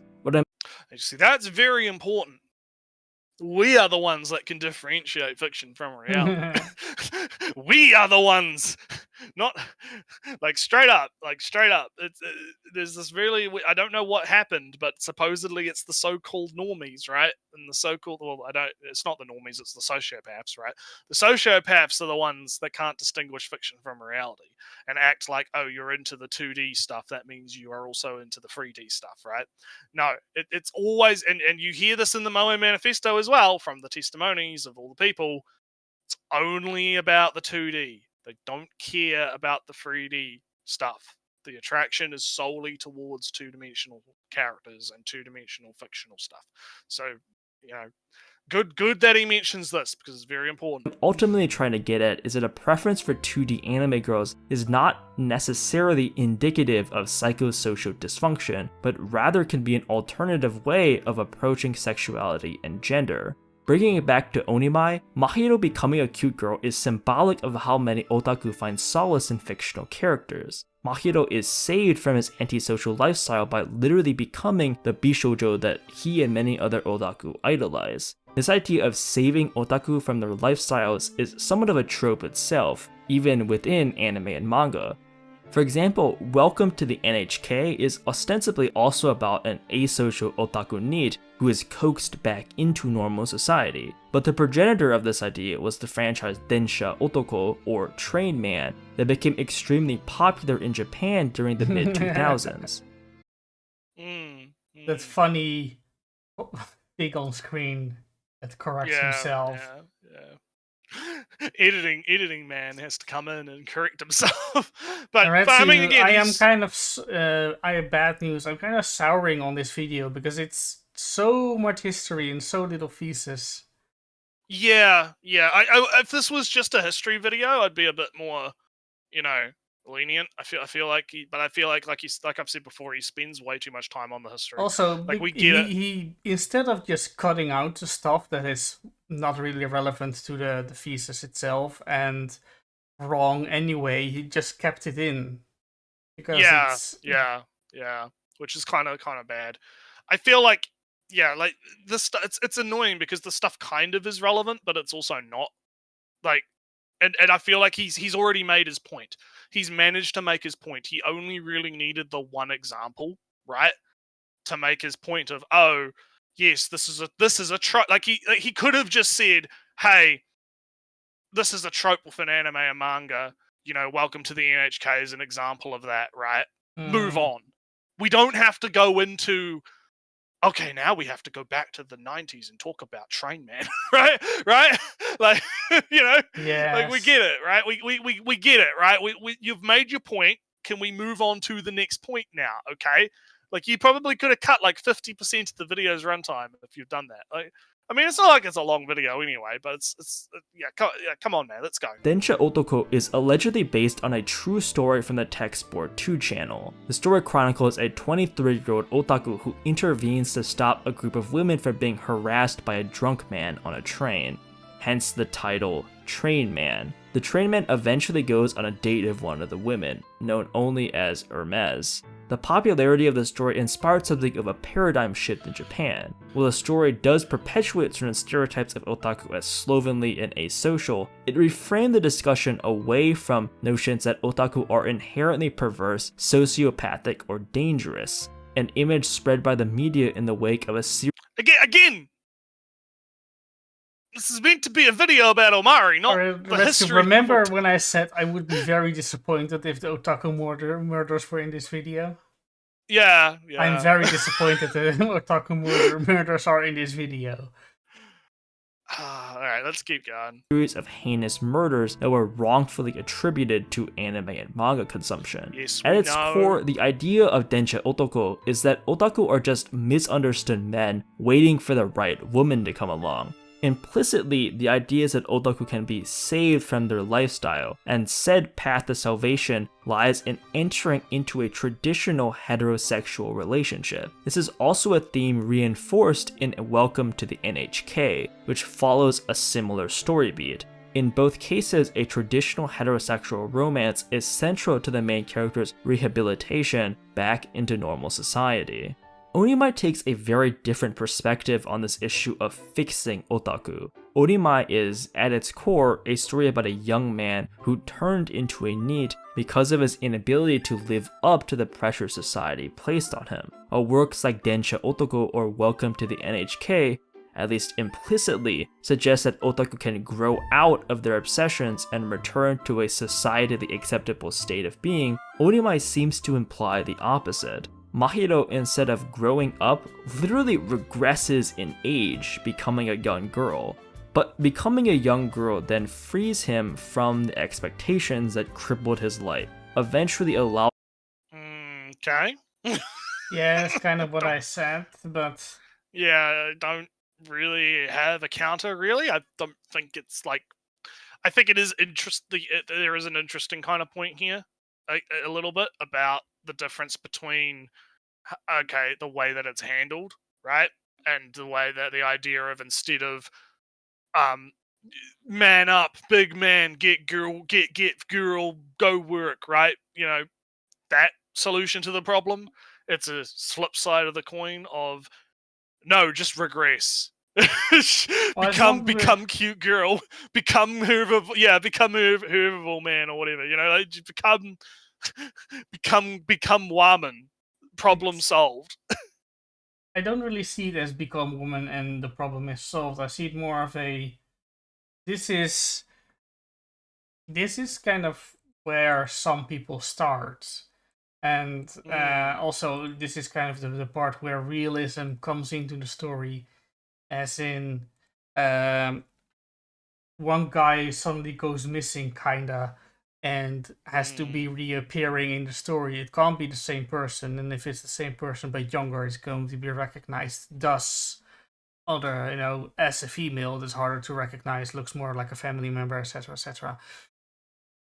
So that's how I explain away why, or this how I see the story explaining why it had to be female, not just younger. But yeah, it's I don't freeing him from the responsibility, making her younger is more of a handier for the story. I feel because the story I feel would work if my hero was just the same age but female, but it wouldn't necessarily work for the world, for the setting where you just suddenly have an older and of course you also have to factor in that we're all looking too deep into it and it's just the author's badly disguised fetish. right I mean at least like you know what is missing, you know what's really missing from this, right? An interview with the author. Right, that's what's really missing here, right? Because it's all well and good for us to do death of the author, like let's infer everything from the text of the work. But I'd be really interested to see what the author's take is, right? Why did they create this work? What pushed them to do it? Do they have a specific goal in mind, right? I think that's the kind of part that's missing, not just from this video, but a lot of videos like this. And I can understand, I get it, because obviously if you're going to be trying to find an interview, it's going to be in Japanese. It's going to be hard to find, right? You're going to have to go on Pixiv or go on, wherever authors do interviews, right? And try and track down some obscure Japanese website news article or something where the author does like an interview about something, if they even did one, right? So I get why it doesn't happen, but I really feel like that's the missing kind of point here, because you can still have your wacky, wild interpretation of the text based on how it is, but it would be more interesting to compare that and contrast that with the author's own intent, because then you can have a discussion on whether or not the intent of the author actually succeeded, right? Whether or not they succeeded in doing what they set out to do, right? I know Naretsu, I know why he made the story, but it doesn't really explain anything about intent. How the story came to be is he did some TS, transsexual transformation into male-female dojins. So it is the author's badly disguised fetish, okay. And he liked it, and his work was well received, so he made a manga out of it. Right. So that again, does explain the origins, but nothing of intent really or anything. But again, that kind of comes back to the whole. We're looking like again. It would be great if someone could ask the author, "Hey, were you thinking about the relationship between otaku and whatnot?" The thing of I know, because I find that interesting. I think that the artists, word, like I understand you're a big Death of the Author fan and you love. Naretsu, do you want him to say something and it be you, J.K. Rowling again? No, I don't, because no, I don't. You keep using the J.K. Rowling example, but the difference first time there I used it, man. No, you use J.K. Rowling every time we talk about Death of the Author. What? I don't know. You and your amnesia every time we have a discussion. I don't remember. But no, because the thing is like the J.K. Rowling example, right? Is death of the author, just because the author says the intent, right? Doesn't necessarily matter. But I'm saying that it is interesting to talk about, right? It is interesting if an author sets out to do something, but then fails and does something completely different subconsciously, right, or unconsciously, and where does this come from, right? I think that's an interesting discussion to have, but we can't have that discussion because we're lacking that critical intel, right? We're lacking that critical piece of information of, okay, so he did trans TF works in the past, right? Obviously, probably is into it. Obviously, has his own fetishes. That's fine. But was there some element of, consideration of this otaku feminization type argument, or is it just all convenient, right? Is it just all kind of a I convenient do sort of, think that the connection? fun, Norwich, so the fun thing of creating art is that you always make things that you kind of agree in a sense, or deliberate, or very much disagree with. So, in the time that I was renting, and I'm doing D&D stuff, I always happens. It always happened. It's very odd. How the problem is there wasn't enough housing, and it's bad. Suddenly, all my cities where my players were at, there was bad housing, and the rent was too expensive.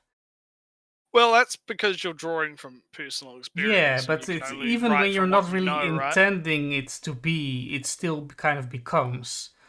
So even if the author doesn't realize it himself, herself, who knows, it still can be one way or another, even though the author doesn't realize or knows. Well, again, what I'm saying is, I think that it would be interesting to kind of know what the initial, what did they just want to make it a fetish manga? Who knows, right? And are we just being like too big? It's not that deep, bro.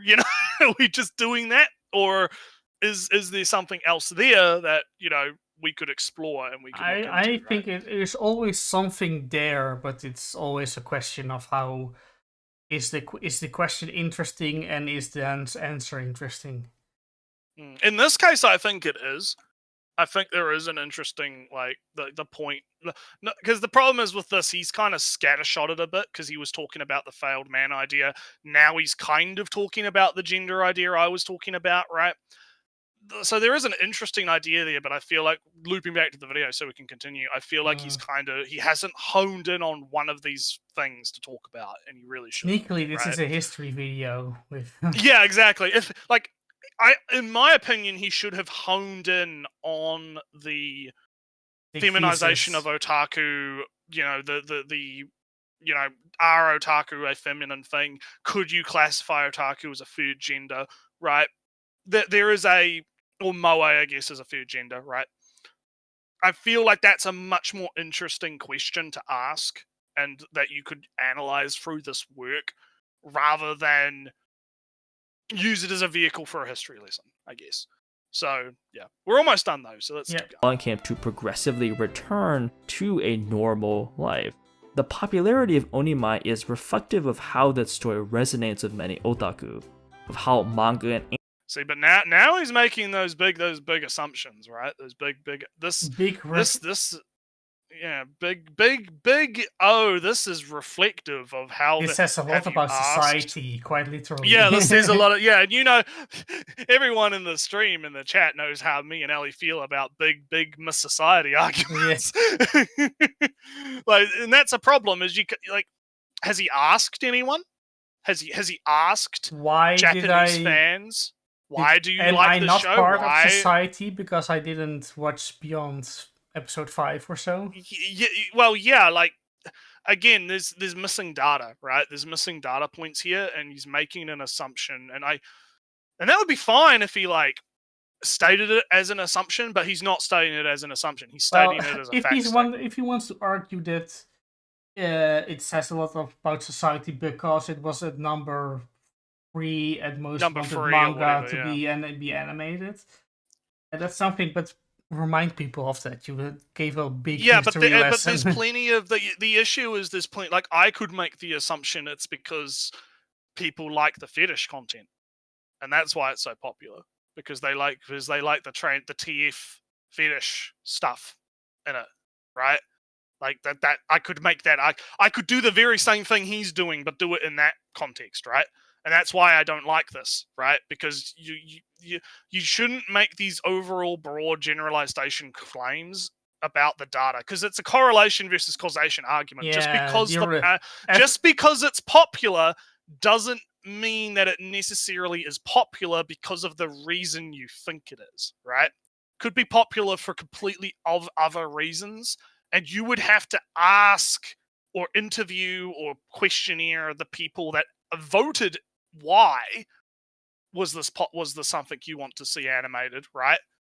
That you have to get more data basically to make a definitive statement on it, right? So that's why you got to be careful. You got to be careful. You got to be careful with those definitive statements. They can be really tricky because sometimes you can make them and not really like know that you're making them a little bit. So yeah, I mean NTR, it remains popular, very popular, but what does liking NTR say about Japanese society? or worldwide society? But of course, the big rise in cuckoldry mean? The big secret, of course, of NTR is that you don't embody the man who gets cucked. It's that you are projecting yourself into the female when you're reading such a story, or that's you the could more almost common. You could almost say that you're feminizing yourself. Yeah, something like that. So just because you've identified that a thing is popular in the society, the reason why is still a question, all right? And what is the focal point of the enjoyment of this medium? Is it the big fights in Eva, or is it the big depression of Shinji? Is it the relatability aspect, or is it the mechanical aspect? Yeah, there's. I think. God, I'm remembering quotes from the Moe Manifesto again, but I think there was like some talk about this idea of people people like men like Gundam because of the mechanical nature of it, but there's also the subsect that like it for the war drama aspect, right? So there's like duality there. So again, yeah, it's like you said, right? It can really depend, and you can't make a generalized statement as to this is popular because of it, because it's the real answer, even though it's boring, is that there's probably multiple reasons and they can all be true at the same time, right? Yeah, I mean, giant robots. It will take a few years before we can definitely say what people liked about the Marvel movies. Even Phase 1, what did people like about Phase 1? What was the draw? What was the fun of the superpowers? People. Right. All right. Let's question for the future. Questions for the future. Let's finish up. Anime provide an alternative way to understand sex. Oh well, to kind of address Groda, yeah, the redo of a healer author, yeah, so that was statistically proven by ratings data. So the ratings data indicated that more women were popular. It was actually a shock to the author, because I know how much you hate Trash Taste, but Joey did an interview with the author, which again is what I want to see more of, and I wish that Trash Taste would do more of that, because the kind of that's the kind of stuff that's actually interesting, right?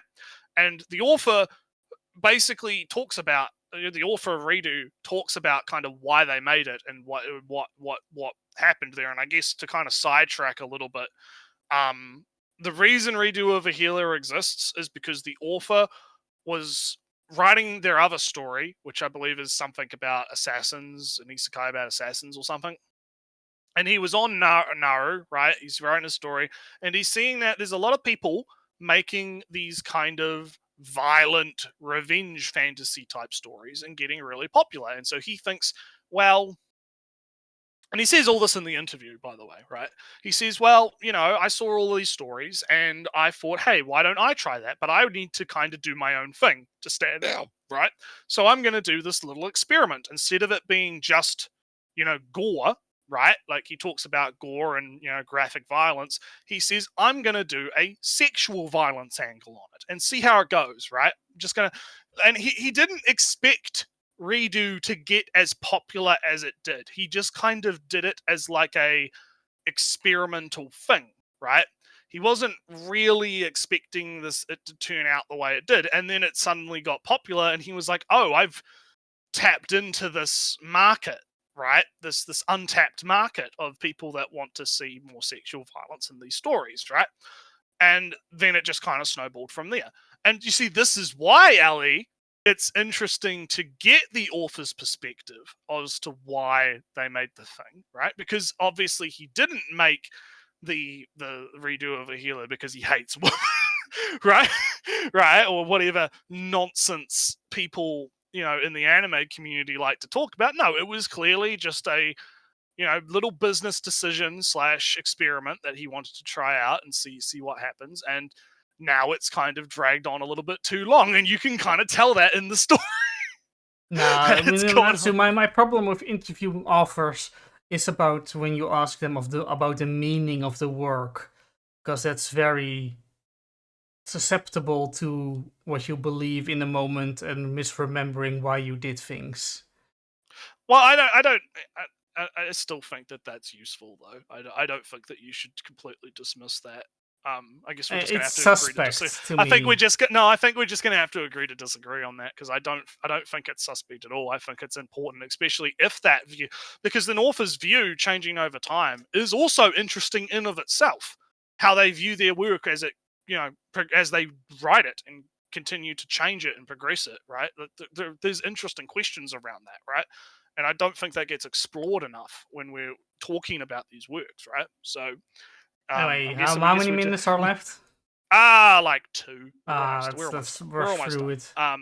We're almost there. We can talk about anime in a minute. But to kind of cap off this point about redo of a healer, right? Yeah, it was more popular with women statistically, which is interesting, but not necessarily surprising. And an interesting anecdotal factoid is I've heard that a lot of women really like the kind of the sort of rape torture scene, because they're like, she deserved it. Which is quite good. Tomino is a good example of that. Yeah, exactly. Like, and that's interesting. It's interesting, right? It's interesting to kind of look at that. But anyway, we're almost done. Let's cap off the video and see what happens. Sexuality, gender, and growing up, then becoming a salaryman who works himself to death and starts a family with a wife and kids he barely sees because he's at work all day. One way to read this is that perhaps otaku are just fundamentally immature and maladjusted. Turning into a young girl as a way to escape social realities does seem to reinforce this. That's the girl that likes wearing pants. Yeah. It might be hard. Yeah, well, anyhow, let's continue. But I'm not entirely sure this is the case. In his book, Beautiful Fighting Girl, a psychiatrist... Hey, look at that! More... Big academic hours today. Yeah. big all familiar names, all familiar books. I mean, hey, at least he's... Yeah, they're good, yeah. I mean, I have to get around to them, obviously. I mean, I'm doing my manifesto first, but I am probably going to move on to these books as I go on, right? So, I mean, yeah. All right, let's see what he's got to say. Saito Tamaki documents his research and understanding of otaku and otaku sexuality. His key argument is that otaku's affinity for 2D girls is not the result of sexual perversion and immaturity, but a result of an alternative understanding of the distinctions between reality and fiction. Saito uses the Japanese term for reality, genjitsu, to refer to what's known as the real world. He then uses the English loanword reality to refer to the perceived reality of fiction. I attempted to... Okay, buddy. Fair enough. Come on. I mean, look, I have trouble pronouncing the Japanese too, right? It happens, right? Reality. I mean, fuck, I'm a Kiwi. I have trouble pronouncing English. Every time I say the word, oh shit, hang on. How am I going to do this in a way that's good? Because to me, it's going to sound right, but to everyone else, it's going to sound bad. Dick, like outside. You go on the deck, Ellie. You go on the deck and you drink. Yeah. You put your a deck. Yes. You put your chair out on the deck, and you get your drink, and you sip your water outside on the deck of your property, right? Like, everyone thinks I'm saying dick, right? When I actually am saying dick, but it's dick, So I mean, English is hard, just as Japanese is hard. DEK? Okay, Or please. maybe Look, I'm a DECK? Kiwi. I'm ESL. Okay. Yeah, all the women are on your deck. Yeah, we're having a party and they're all on the deck. Yeah. Is the deck still a wooden platform, or is it just? Yes, it's a wooden. Yeah, All right, that's indeed it's like more a like wooden a deck. It's like a wooden platform that overhangs. Like it's typically on like the first, like on a higher story of the building, right? Well, actually, no, not necessarily, because you can have one that's like ground level, but like the same difference, the same difference, same thing, right? Same thing. But yeah, so yeah. But anyhow, getting back to what he's talking about though, like. This just ties back into what we were talking about before with, fiction and reality. Yeah, it hurts my soul, yeah. Look, I try, okay? I try. I'm trying, all right? I'm still learning, right? I'm still getting there. Yeah, this goes back to the fiction versus reality thing, right? And how otaku have, I think otaku in particular, people like us have a much stronger grasp on the difference between fiction and reality than antis, right? I guess is the best way to describe them, which is really ironic, right? When you think about it, especially considering the fact that a lot of people are on the spectrum, not in an insulting way, right? Because obviously, I mean, I'm obviously on the spectrum, but yeah, I'm on the spectrum like medically, so there's a lot of there's an interesting irony there, because the people that you would most expect to have a bad distinction between fiction and reality have the strongest. Oh, they're very particular about things often, right? Well, yeah, ADHD and all that. So I'm not gonna get into all of that, but like, I just wanted to kind of make the point of what to tie into what he's making here, right? With this idea of talking about the reality versus the fiction type stuff. It's interesting. But anyway, let's keep going. We've got a minute left. Yeah. Worlds. He argues that for otaku, genjitsu is not intrinsically better than reality, and that their attraction to anime girls is precisely because of their fictional nature, not because they resemble real 3D women. Alright, that's Retsu. I can make the quick arguments. I know this argument. Retsu, I like Helldivers. Yeah, I like Helldivers. I like shooting the autocannon in Helldivers. It's the robots. Yeah, it gives you big dopamine hit. Yeah, it's a big boom and a big bang when it hits the robots, and then a big bang with a metal clang when it pours through a hole. Big dopamine. Yeah. Retsu, I don't feel the need to fire an autocannon at a gun range at all. This is where we differ, because I would.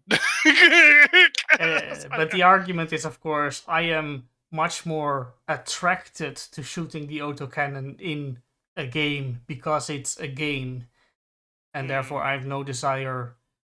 The only reason why I like shooting the autocannon is because you basically just apply that to everything. You just apply that to everything. I like the thing that's fake because it's fake, and not, and I don't feel the need to see it in real because it's not the fake, and because I want fake. All right. Anyway, it's almost done. Of Onimai, I don't necessarily think that most fans of the story literally want to become young girls, but rather the distinct fictionality of the story, particularly in the context of escaping social or economic pressures, is a relatable draw for many fans of the series. Ultimately, Onimai is not a story about pedophilia, and I really don't think it's meant to be read as a transgender story either, though it is popular with many transgender people. Onimai is the product of particular histories and connotations surrounding Japanese otaku. For those who are drawn to anime and manga because they feel alienated from societal expectations they don't want to or cannot live up to. Onimai is an interesting thought experiment in what it would be like to live with those expectations removed, to step into the role of the cute girl that for many provides a reason for being. Very cold end. Very cold end there. There's one one missing point in this then is that there are other characters that play or have problems with their identity and prescribed role in society or how they should act. like that one girl that ditches her skirt the first chance he gets. That kind of, there are trans elements in this series.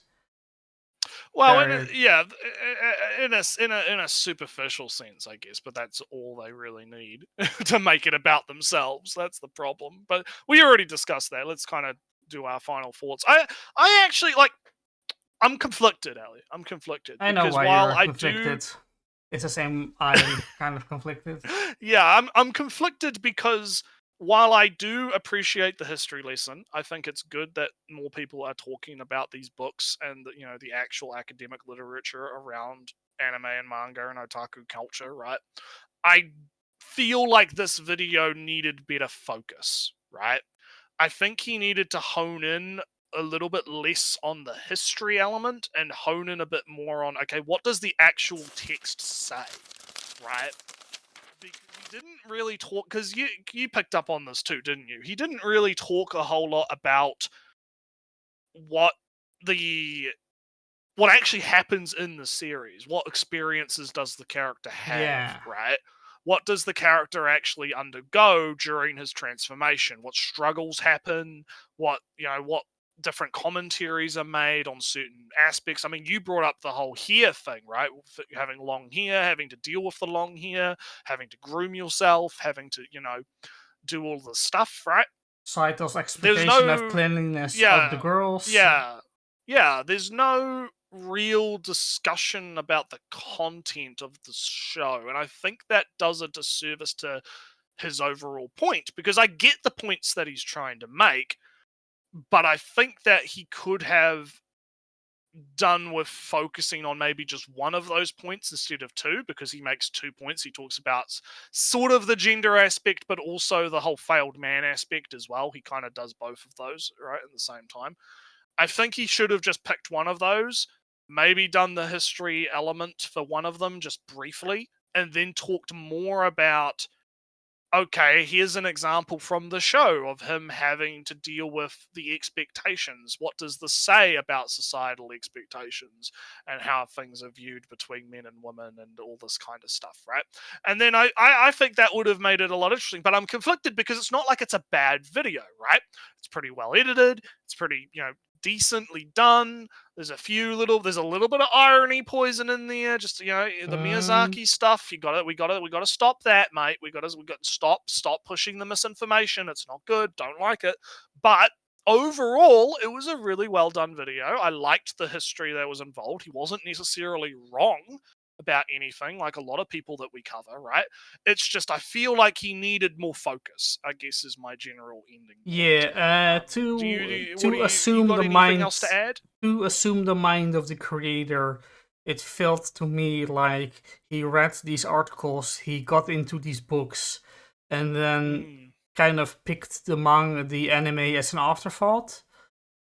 Maybe. That- I mean, depending on the time frame this came out, because he mentions the Twitter dramas and stuff, right? And the whole transgender stuff.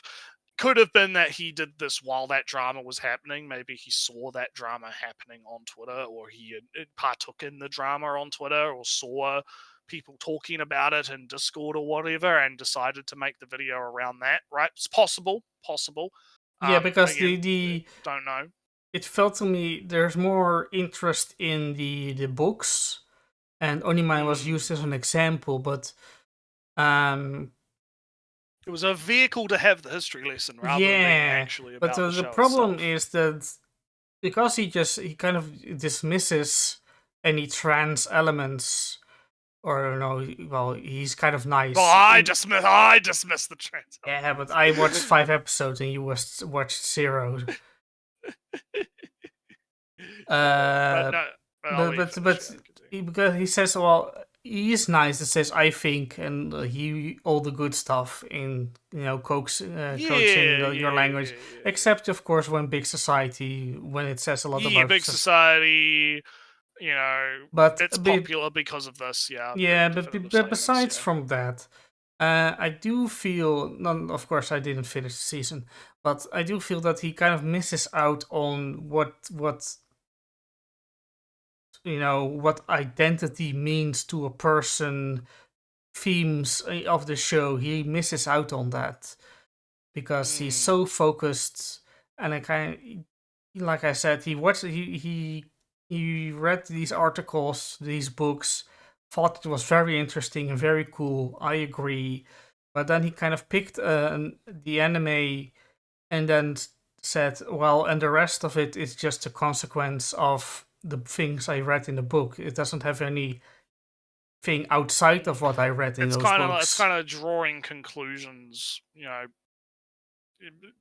draw a conclusion first, find I mean, reasoning later. If you watch Boss Baby, every movie after looks like Boss Baby. yeah, man who only watches Boss Baby. Man, I'm getting Boss Baby vibes. Yeah, that's kind of what I now that I said that, that's kind of what I think kind of happened. He read the book, and then the first thing he saw after he read the book was like, "Oh damn, this is just like the book," and kind of ignoring the things that makes it its own work. All right. Well.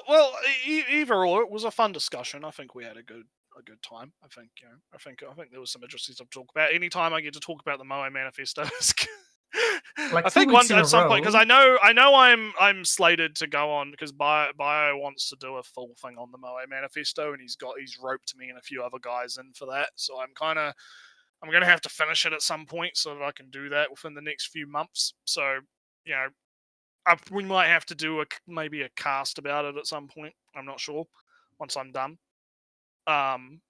Because I think there's a lot of interesting stuff to talk about with otaku culture. It's an interesting subject, right? There's a lot of really interesting ideas and philosophy around what it means to be an otaku, what it means to be into moe and Moe. Onratsu, I'm going to be mean for 1 second. Say that Moe Manifesto is kind of an old book at this point.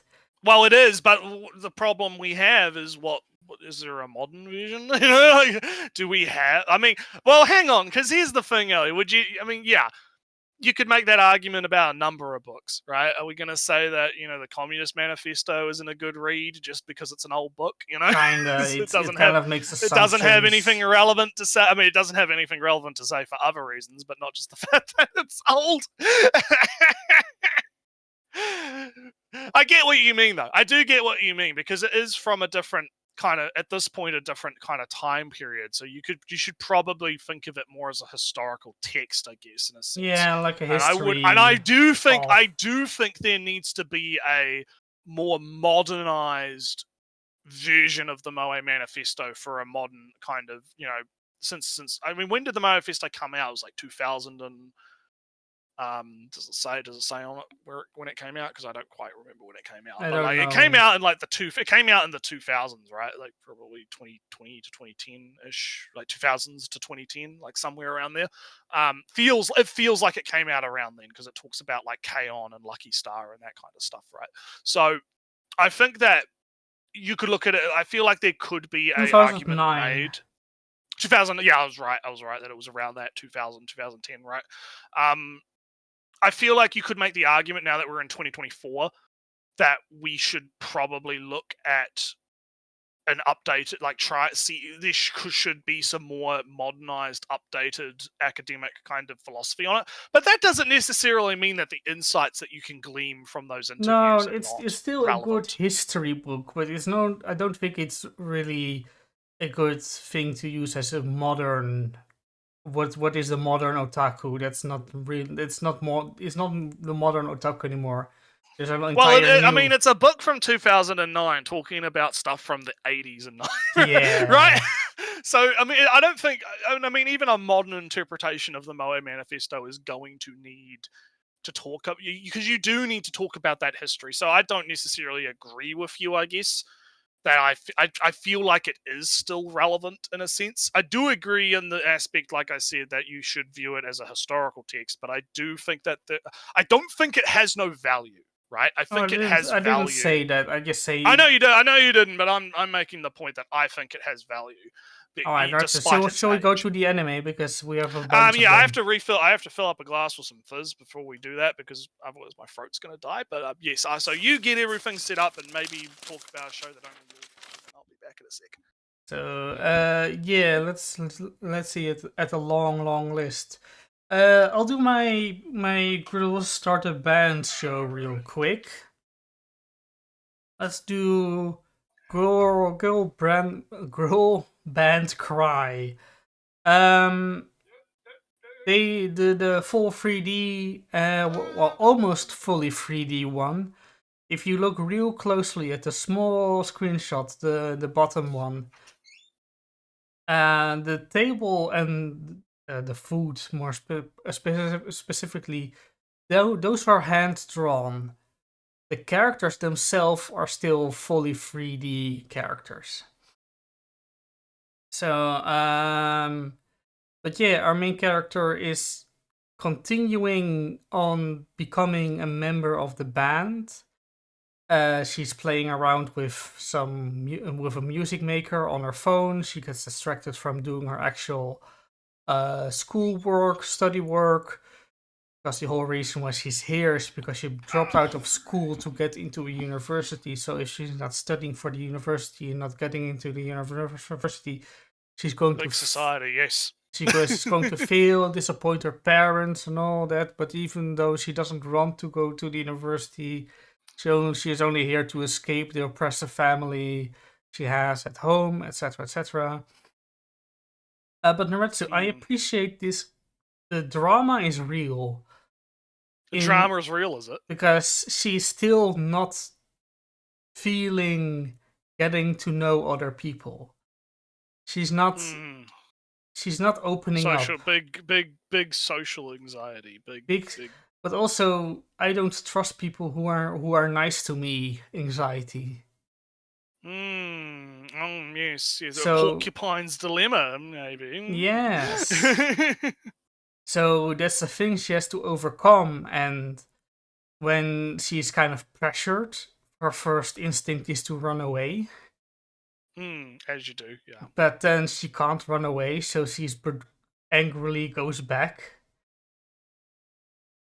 So in the bottom right, this is the moment when she says, "I quit. I'm leaving. Goodbye."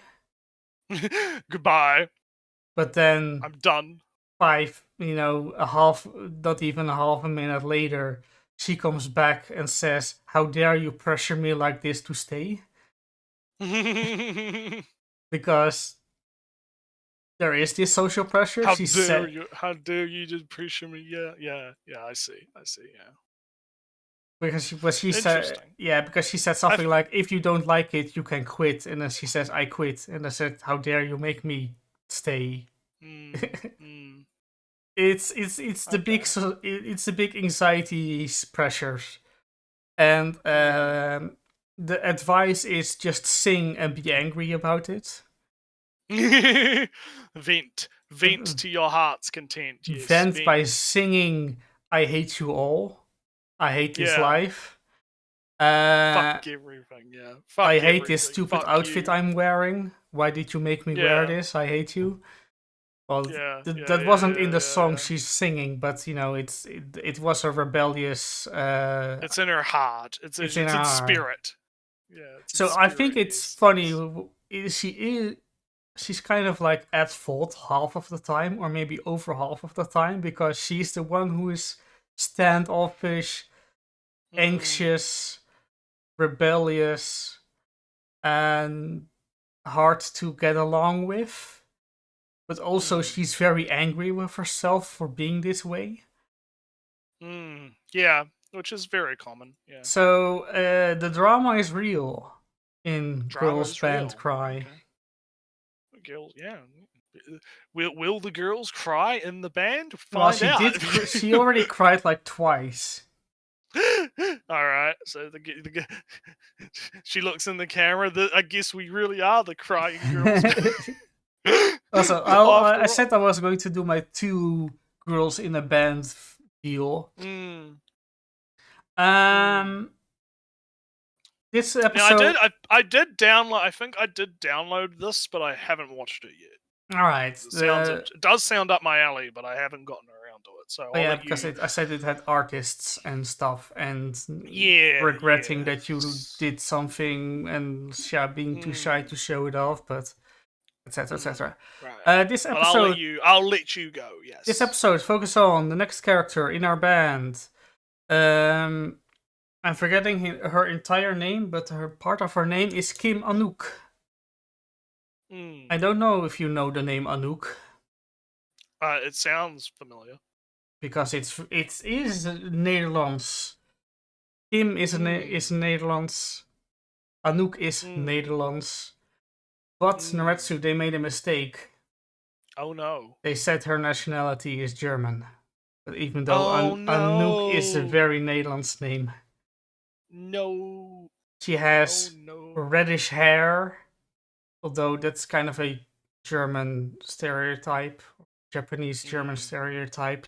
The Germans have reddish orange hair, I guess.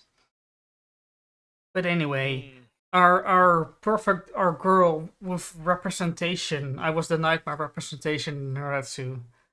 Damn. The most Dutch most name. important thing. No, the most Dutch name you can ever representation have. 2 names, a middle name and a first name and middle name. Just 3 names actually. It's all over. All it needed was a DE in the middle of them. Yeah. That's all it needed. Kim Anouk Kim Anouk de Takahashi or whatever. Sure. Yeah. Anyway, she's kind of she's kind of socially bullied for having a weird name and weird hair.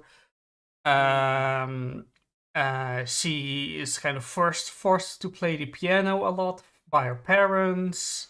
She has a bunch of trophies and prizes, but Naretsu, she doesn't care about that. Yeah. She has an Oshi. And her Oshi is the girl that is our singer, guitarist. Yeah, I see. So I see kind of where this is going. It's all kind of coming back around. Yeah.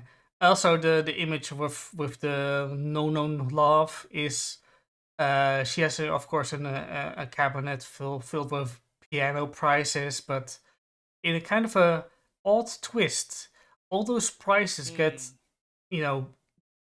pushed into the background with her favorite photos and paraphernalia of her idol group. It's put in front of the awards, and instead of being a thing of a slow decline, pride, yeah. It's not framed as a decline of her wasted talent. It's a kind of an expression. Oh no, this is what she does like. She's good at the piano, but that's not where her passion lies. Her passion lies in being a fan for one of our main characters. Right. Okay. So I thought that was an interesting moment. Also, she was a big fan of No Known, our other main character. But she quit after a scandal. She wants the old one back, but the old idol is gone, is dead, and she doesn't really accept it. She's a crazy fan. But auctions pays the highest prices possible to get the auction of the idol thing that she wants. And the end of the episode is that she accepts that the idol is dead and the new person, she moved on. Her favorite idol moved on, and she has to move on somewhat as well. Also, there's the sneaky introduction of the final character is getting in. She's a VTuber, Discord gamer, always technical know-how. She knows audio setups and all that stuff. And she's getting introduced in the next episode, which is already out, but it's was too short of a time to watch. All right, Naruto, say what you want. What do you want to talk about? What would be good? What would be a good one? Let's talk about Shota Boy, because I watched all the episodes of Shota Boy. I'm caught up on Shota Boy, so let's talk about Shota Boy. I'm having a good time. It's really fun. It's fun. He had a fun boss battle. He's having a good time. He's got a waifu now. He's got a waifu that wants to be hit. The older version of him. right Yeah, now. yeah, a version of him. Yeah, yeah. So because I kind of I'll talk about both episodes kind of together because obviously I watched both of them now, so I can talk about both of them. Yeah, we are introduced to Fighter Girl, and Fighter Girl, she's after a boyfriend. She's thirsty. She wants a Yeah. boyfriend. She's big, but she's big, strong in the chi, which is martial arts magic. Big breath, ear in, circulate the ear, body thing. And our Shota boy here is like, man, what if I combine this with mana and my magic? That would be cool, wouldn't it? Let's do that. And then he has a big boss battle with the Lich Man, who's beating the shit out of the girl, right? Because the girl's like, no, I have to protect my man. Push him away. And the whole thing is really, comedic, right? In a Yeah. sense, because he's like flying through the cave, and he's just like, he's just flying through the cave, doing stuff, and it's quite fun, and I like that about this, right? It's fun, right? It's not. It takes itself a little bit seriously, but at the same time, it's not afraid of being kind of goofy, right? Being a little bit wacky. The cheapy, malformed character. I was gonna talk about that because I fucking love it. It's so good. The chippy parts are the funniest shit. I love it. The style, it reminds me a lot of Pop Team Epic, actually. The little chibi. Do you get that too? The first thing that came to mind was Helsing. Yeah, a little bit. Yeah, a little bit. It's quite. Or Drifters. Yeah, so that's like the first part is kind of he's in the cave with fighting girl, and we get introduced to her, and we kind of have the boss fight, and he learns how to use chi magic, and he has a big fight, and as you can see in the little image, he gets very into it. He's having a good time. He's having a good time. He's such a slut for magic, though. Yeah, he's very much a slut for magic, yes, and I like how it's presented that way. Like it's a fucking he's getting off to it. It's great. And then the second half, which is going to probably lead into the newest episode, is he's learning in enchanting magic. Basically, he's taken the enchant off the knife. He's learned, I need these elements to recreate the enchanting thing, the paint, right? Yeah. To do the enchanting, and then he goes to his brother and he says, "Hey, I need swords to do the enchanting thing." And everyone's like, "Man, enchanting's really hard. I'm never going to see my sword again." Oh no, but I have to do it otherwise because the brother's ordering me to, right? Basically. And then he's like, I think, what was it, out of like 150 swords, he manages to do like 70 or something? 120, he got 80, but then he wanted to go do extra stuff. He fucked up. He fucked up. And then an extra 10 broke, but like over half, or yeah, in the end it was like close 50%. to 60% roughly, yeah. Which is pretty good. And the episode kind of ends with the cliff, maybe the lead into the next one, where it's going to be he wants to see the swords in combat now. So his brother's going to take him out to the battlefield. Also, Naretsu, what did you think of the second episodes? Because he didn't watch that. Well, I'm kind of tying that in with my thoughts, right? Because that was when we got. I like the telephone, like Wi-Fi. got the Wi-Fi tower symbolization of the guy in the hand indicator. Right? Yeah, I thought that was quite neat. So yeah, but there's not. I think that episode I don't have as much to kind of say about it. I mean, I gave you such a good hint. Oh, the sky, Naretsu. Yeah. Watch the sun. Oh yes, that part. Yeah, where he. I completely forgot about that. Actually, he like creates like a giant hole in the sky. He's like, go away, go away, go away, go. He shoots a beam, a super magic beam, into the sky, and it creates a hole into the sky.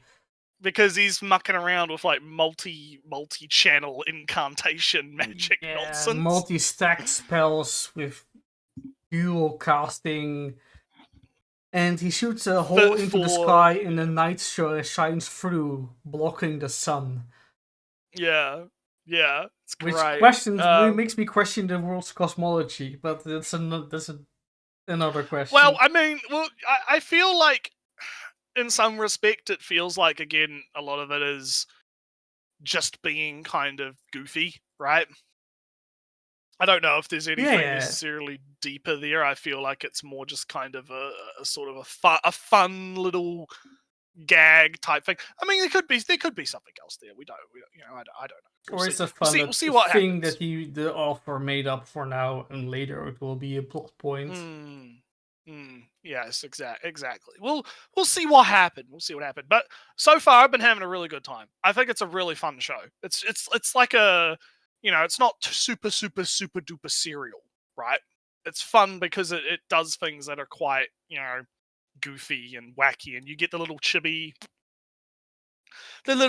sections now and then, Yeah. that are kind of fun. So yeah, good show. We'll keep up with it. We'll talk about it.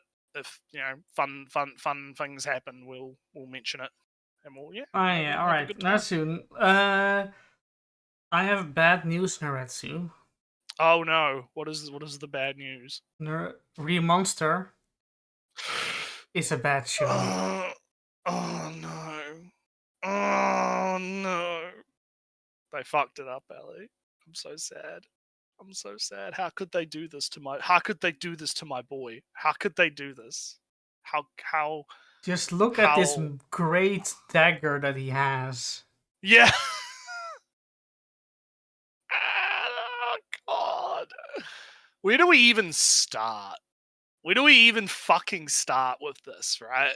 Like, it's such a disappointment. It's so sad that Red Look at Monsters this, the ended up being great kind of. dagger. Yeah.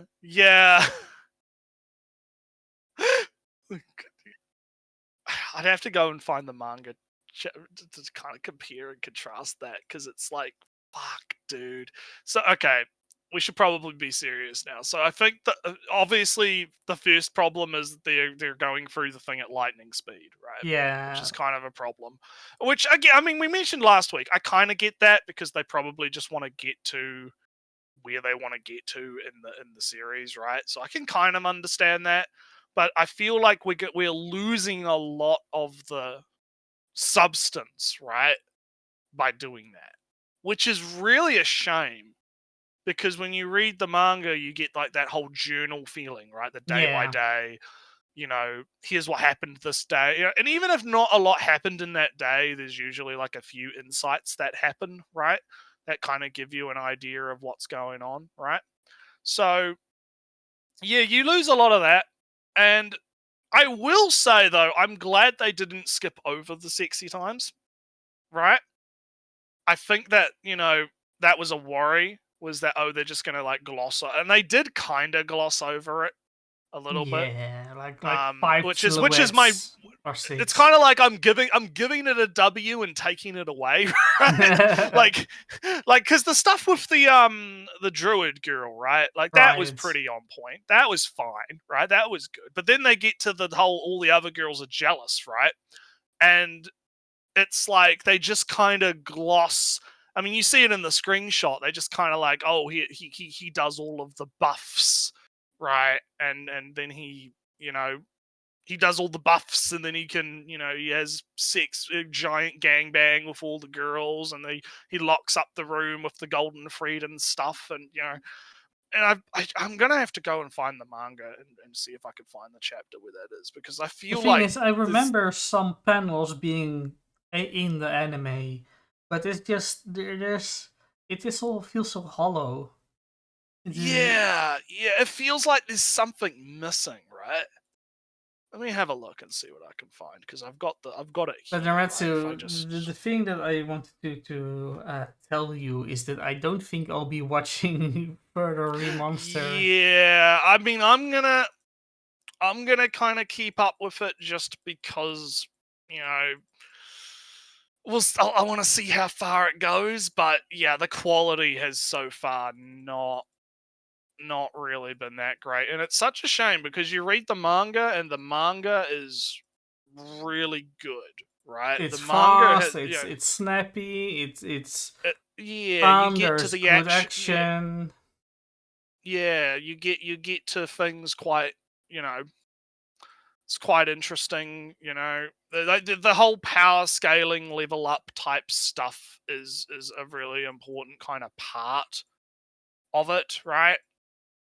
And because we're skipping so quickly, we're not really kind of getting that. Yeah, I'm flipping through chapters now really quick to see if I can find what we were covering.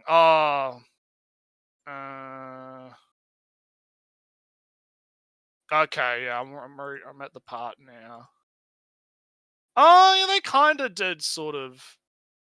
Maybe I'm misremembering a little bit. They kind of did sort of have a similar thing happen in the. Yeah, I don't know. Yeah, it feels like there's no. It's like Soul versus Soulless, I guess. There's a little bit. Yeah, but because I remember at least the whole dividing into squads. Yeah, that all happens fairly quickly, but I don't know which goblin. One goblin gets assigned to caving like two chapters in advance before the cave is discovered. In the anime here, it's cave is discovered. Oh, there's treasure. Oh, this spirit. Oh, we get the cloak and the fancy hand, and it's done. Yeah. Pretty much. Yeah, I'm flipping. I want to see if I can find the knife.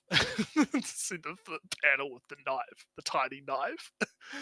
Just for the sake of lols. I'm almost there. Oh yeah, here we go.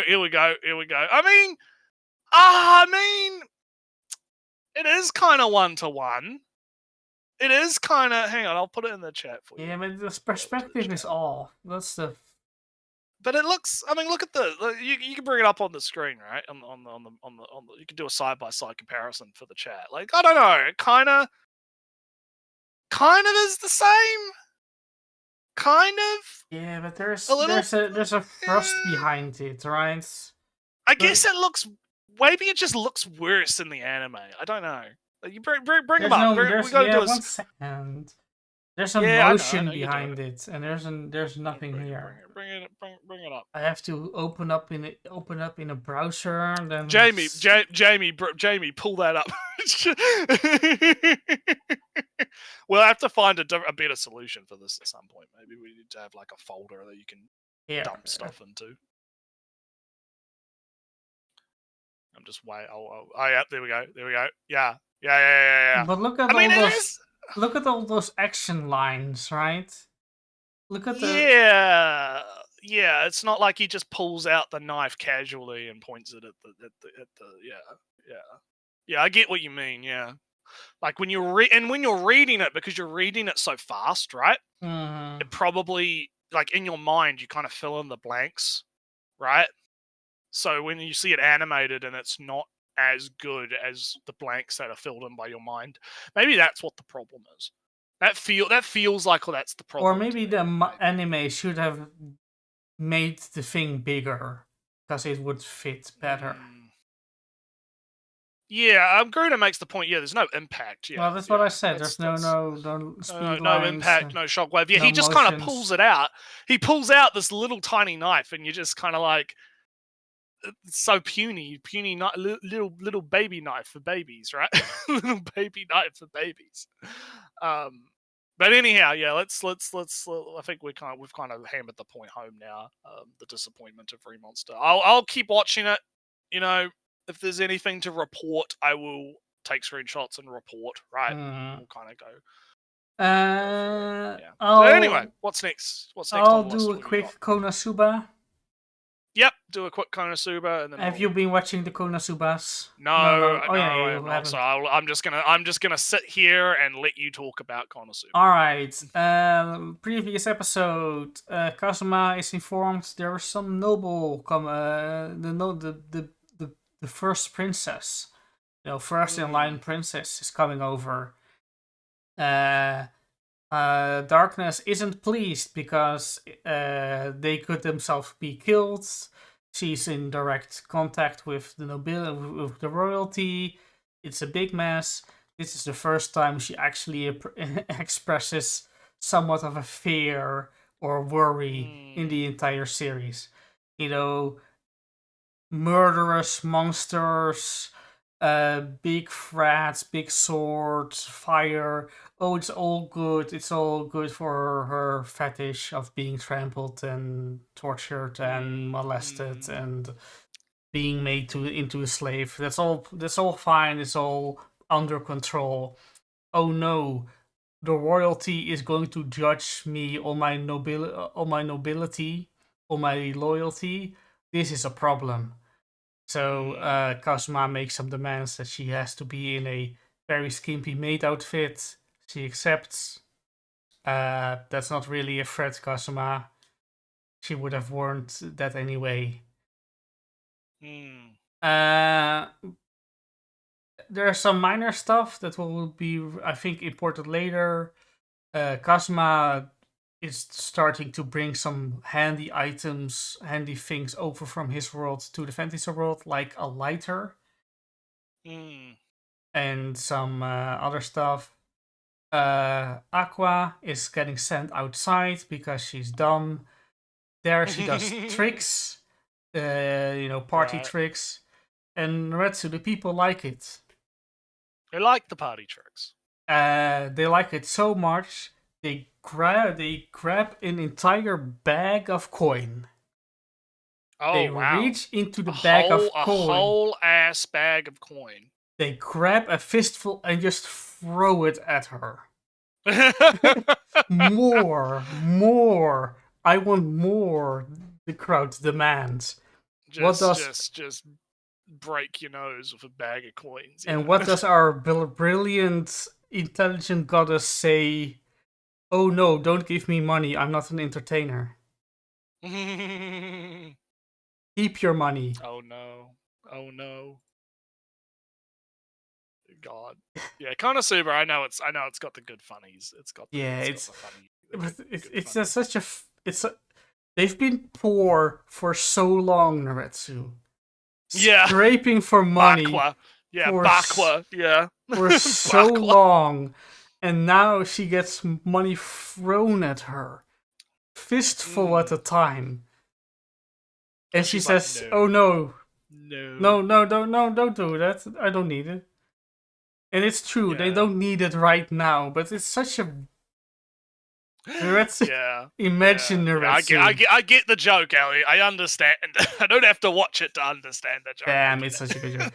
Also, Kazuma is asked, "Hey, Kazuma, how do you actually defeat those generals of the Demon King, of the Demon Lord?"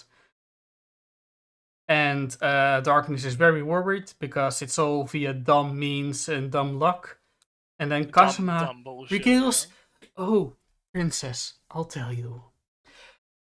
When I first saw the threat, I was afraid, like any man was." And he starts talking like this. And then Darkness looks at her, looks at Kazuma. In a emotion of, what the fuck are you talking about, and why the fuck are you acting this way? And it works somewhat out in the end, etc., etc. Darkness gets an impressive feat of resilience. This swords woman swings a sword at Darkness, and she catches it with her bare arm. She's tough. Blah blah blah blah. Princess kind of likes Kazuma and his weird stories, so she kidnaps Kazuma to the royal palace. The rest of the party is left behind. Next episode. So yeah, fun times. Next episode will be rescue mission. Kind of a rescue mission. Rescue Kazuma from the princess. All right, sounds like fun. It is. What do we want to talk about next? I don't know. You pick. What are you feeling like? Listening about? Let's do Mushoku Tensei. Yeah. So we had the wedding reception. Yeah. The fun wedding party time. It was good. We got the lore drop that apparently lewd elf girl is actually the grandma of Selphie, which was quite an interesting revelation. Yeah. I don't think it really adds to the story, really. Not really. I have been watching that guy, and he mentioned that there was apparently an entire side chapter dedicated to that. Apparently, Yeah, because it feels Sylphie has apparently always kind of known, right?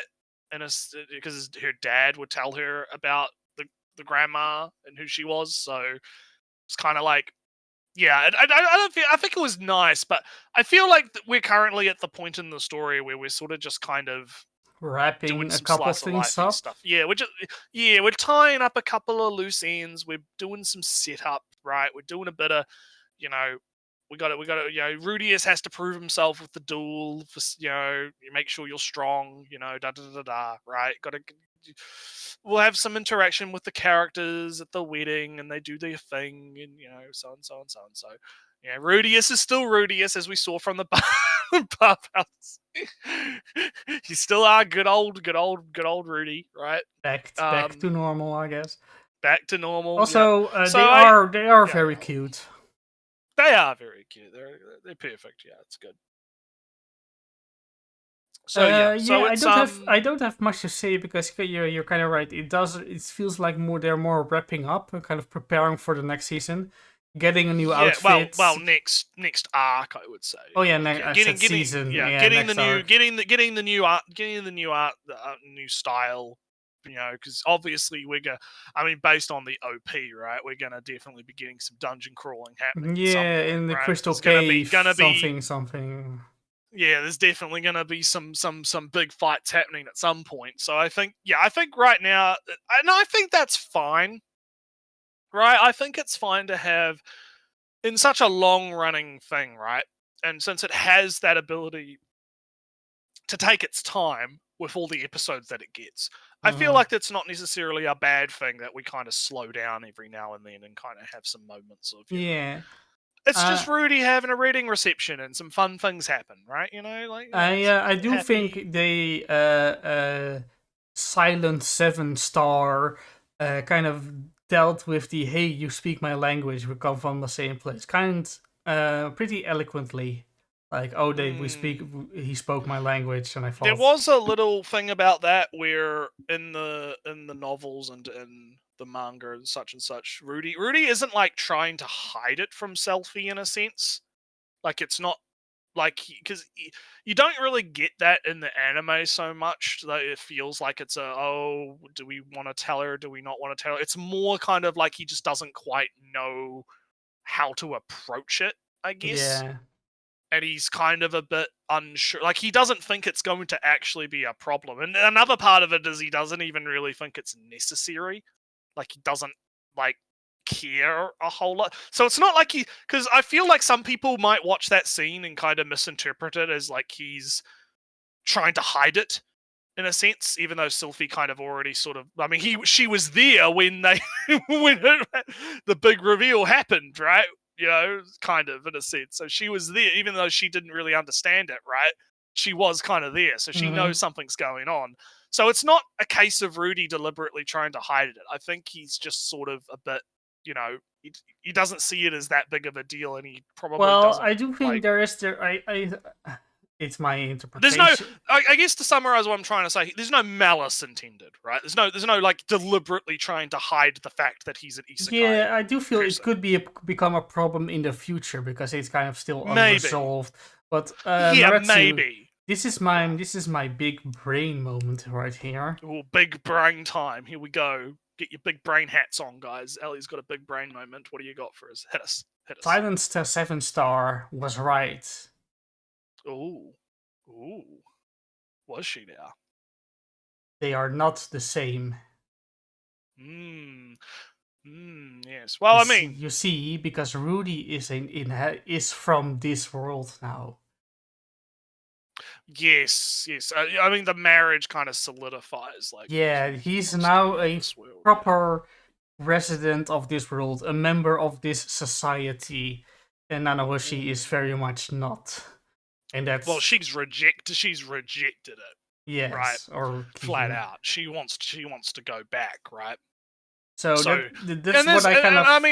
I mentioned when she was introduced last season, there's an interesting duality there. There's an interesting dynamic, and I'm curious to see where that kind of goes over time and how that kind of Well, know, this is what that's I kind of mean by it. This is kind of the combination of it also, where when Nanahoshi might have seen Rudy as a companion in his quests, from this moment onwards, in my reading, Nanahoshi is completely abandoning any chance that Rudy is ever like her in that sense. Because they speak the same language there, but they are not from the same place anymore. Yeah. So, yeah, pretty much. Not too much to say about this episode. It was chill, fun, fun little wedding reception. Some cute moments with Rudy and Sylphie, it's good. It's good. Yeah. We'll see how it develops. See what next Alright, episode let's has. go talk about big kaijus. Big kaiju time, yes. So I watched the Kaiju 8s, and it's interesting. It's very interesting. So the general premise is the world has kaijus in it, and I specifically chose that screenshot. I did kind of go through and pick screenshots randomly because I watched this and Ellie didn't, so I had to do the screenshots for this one. But I showed the one with like the shelters, right? Because it highlights that in this world it's a common thing, right? Kaijus pop up, everyone goes into the shelter. I think there was another thing where it like showed up on the television, like it was like it's almost like it's a weather event, right? Like kaiju shows up, big lizard thing is destroying the city, right? Reminds me of the Pacific Rim movie, the second A movie. little bit. There is a bit of a Pacific Rim vibe, definitely. Because what happens is you have the kill team, right? The team that you see in the top right corner, which is taken from a later part in the episode, but I figured that kind of showcases that there's a kill team, right? The kill team shows up, they kill the kaiju pretty easily, right? And then the body's left behind. And our main hero is part of the cleanup crew, right? He has to go in and they have to cut up the kaiju, they have to clean up all the guts and the gore and the, is big kind of big, salary man worker type, janitor type stuff, right? It's from the perspective of a guy who's kind of in that field of the society, right? But he's not there because he necessarily wants to be there. It's more that he's in his like late 20s and he's kind of given up because he and the ponytail girl were going to join the kill team slash cause, the fighting cause or whatever to get revenge on the kaiju for destroying their hometown. And she went through and became the cool girl with the tiger and the sniper rifle, and she kills the kaiju. But he kind of ended up sort of failing, being that kind of failed man almost, right? That kind of like he gave up on his dream and kind of reserved himself to, well, I'm just going to stay as the cleanup crew guy forever, right? He kind of gave up. But what ends up happening is a younger male character shows up who is more determined than him, and he shows up and he's like, I'm gonna go and become part of the demon, the kill teams. I'm big broody silent type guy, right? Who's like, oh, you gave up on your dream, that's kind of sad or whatever. But they end up becoming friends because they get assigned to bowel duty and have to clean up all the shit and it smells really bad, right? And so they have a bit of camaraderie, right? That happens. And then there's another kaiju that shows up and attacks them while they're like cleaning up to head home. And he showcases that he is heroic, right? He's like, no, you run and go call it in. I'm going to distract the monster, like main character guy, right? Some training. So he distracts the monster and he runs off, right? And then they have a moment where they have to try and fight the monster off with like some concrete on a bit of metal or whatever, until the kill team shows up and takes care of it, luckily, before they die. And then at the very end of the episode, we get the hook, right? We get the hook because they're in the hospital and they're having like, the guy's like, maybe I will try and sign up for the kill team again and go through the trials. Maybe it's not too late to give up on my dream, Ellie. You've shown me with your determination, new guy, that I could maybe do it. Let's do it together, right? This mosquito monster shows up, and the mosquito monster looks at him, and he looks at the mosquito monster, and the mosquito monster telepathically says to him, "Finally, I found you." And then it Ooh. dives itself into his throat, and he becomes a kaiju. And that's the end of the episode. So now we're gonna see where it goes from there. I have my own theories about. I think it's gonna be interesting. I 'Cause saw a obviously now you can- trailer a half a year ago, so I know the Yeah, premise yeah. already. I've known about the manga for a while because people have been talking about it, and it's I'm interested. I'm interested to see where it goes. It's definitely, it's like you said, it's got those kind of Pacific Rim kind of vibes, and it's interesting to kind of have that kind of perspective of, you know, older guy, right? I think he's still kind of going to act like a bit of a shonen protagonist. I don't think it's going to matter a whole lot in the grand scheme of things. The fact that he's like not a teenager, he's in his late 20s, right?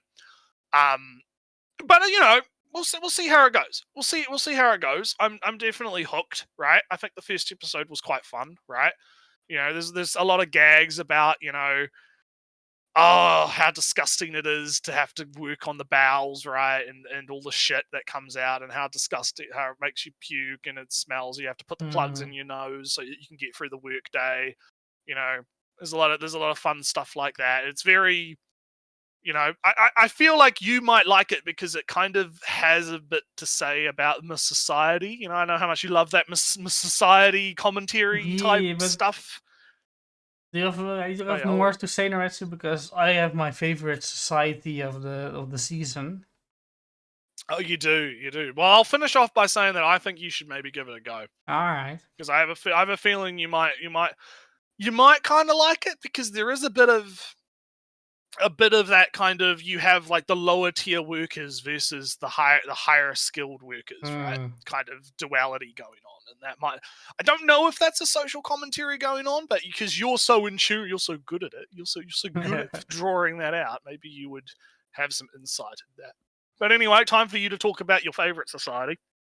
Go Loser Rangers, Rangers Reject. Yes. Very interesting episode today. Last week. Very interesting. You want to talk about societies? Yeah, big society going on here. Ooh.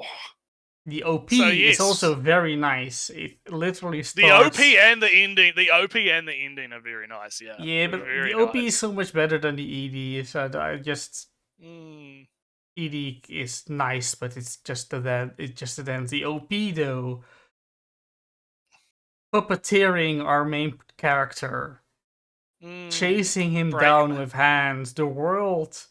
Oh, the symbolism, Naruto, I love it so much. You're just cooming in your pants over the symbolism. Ali's just rubbing himself. He's like, oh yes, the symbolism. Oh, big society. Oh yes. Lots to talk about. Yeah, so I guess to get really a bit more into it, yeah. So today we kind of learned, or in this episode, we learned a bit more about like what's going on, right? Because you obviously have the Rangers that have honestly basically enslaved these guys, right? Yeah. They've pretty much got them in a situation where they sort of, you know, if you don't want to get, you know, destroyed by our like super weapon type stuff, you better do as we say and play your role, right? Stay in your lane, right? Don't leave your role, otherwise we're going to destroy you. And we're big mad about the fact that one of your guys has gone rogue, right? You need to sort that out, right? And it's very interesting how Mr. Red Ranger in particular, right? He has this like, it's so cool how he's portrayed as both extremely threatening and menacing, while also trying to be heroic, right? Because he's definitely got that, oh, I'm the big hero, big protagonist, just a big justice, Ellie, big justice. Yeah, I am The justice. big, and he's saying he's got that vibe while also being incredibly terrifying, right, in his portrayal. And it's man, that's so hard to pull off. It's actually crazy how well it's pulled off, right? because you could very easily have it be like, oh yeah, he's too threatening, and then he just comes, it spills the beans, right? It jumps the shark, and he's too threatening, and it doesn't work. But because he's always got that kind of vibe, even when he doesn't have the mask on, because you see him he without the mask on, he's still got that kind of vibe to constant him. entitlement, just yeah, he's got that entitlement, self-righteous entitlement all the time. Yeah, and it's so good. And it's not just him too. Like, I mean, the Blue Ranger also kind of has that, but he's got it in droves. And yeah, so what happens in this episode is our boy infiltrates, and we get to learn a little bit more about how the different Ranger Corps have their own sort of culture in a sense, right? The Red Rangers are more combat focused. The Yellow Rangers are like R&D, right? And they're all kind of doing their own sort of things, right? Obviously, our boy gets found out by Yellow Girl, but Ellie, there's a twist. She also wants to get rid of the Rangers. She's also not a big fan of the Rangers. Miss Deadeye Girl has her own agenda. And so she's proposed, yes. So she's proposed a deal with our little loser friend here. Hey, let's work together. Let's try and take down the Rangers together. Let's do some stuff. So there's an intrigue here. Like, why is she? What does she have against the Rangers? Why does she want to take them down as well? What's gonna happen here? It's so fucking fascinating. It's so it's so captivating. Yeah, I have some more stuff to say, right? So I'll let you go. On the Ranger's visit to the castle, the Red Ranger is so deceptive. He says stuff like, "Oh no, you've been betrayed as well." But that he gaslight gatekeep boy boss. because it's already, oh no, the person who spoke for freedom did wrong by you. You should distance yourself from him, a traitor. Yeah. And then stuff big like gaslight. Just constantly. And this constant language of, and we trust each other so much, and we had such a good deal that you don't want to alter, right? But something has happened. You have to regain our trust. Our trust, yes. So we are going to occupy your land. Your fortress, yes. And you have to obey them. You have no sovereignty anymore. It's such an oppressive tactic to use. Hey, Ellie, you know that fortress? You know the shape of that fortress. I wonder if it looks kind of like a mushroom. I wonder if you could. I wonder. Big brain. Maybe a big scary brain. Oh, I'm big brain Kuman. But also the fighters, the dusters, there are no threats, Naretsu. Apparently they can play tic-tac-toe for 100 years and be fine. Give them something to do, and the peace they say they protect doesn't need protecting. It's already existing. And there is, imagine Naretsu, they defeated the bosses and the fighters were just left alone. The world would be no worse off. Or better off, actually, because they wouldn't live in a lie of a constant fear and giving all their resources and money to these rangers. There are big society, big commentary things going on here, and it makes it a very fun watch. It's very interesting. Yeah, there's a Also, lot going on. and the real reason why I see fighter D fight and also F fight is not because necessarily their bosses got killed or that their original mission was world domination or because they are monsters. It's what I really see more is that their dignity is not, their dignity is being denied. Yeah. They can't Yeah. be their own thing. So for F, it's in his last moments. He'll be a thing that he'll choose to be a monster, and he'll be happy for a moment when he dies. Yeah. D also fights for. He says for world domination, but I really just feel like he fights for dignity. Dignity. Yeah. Which would make sense because he's D. For dignity.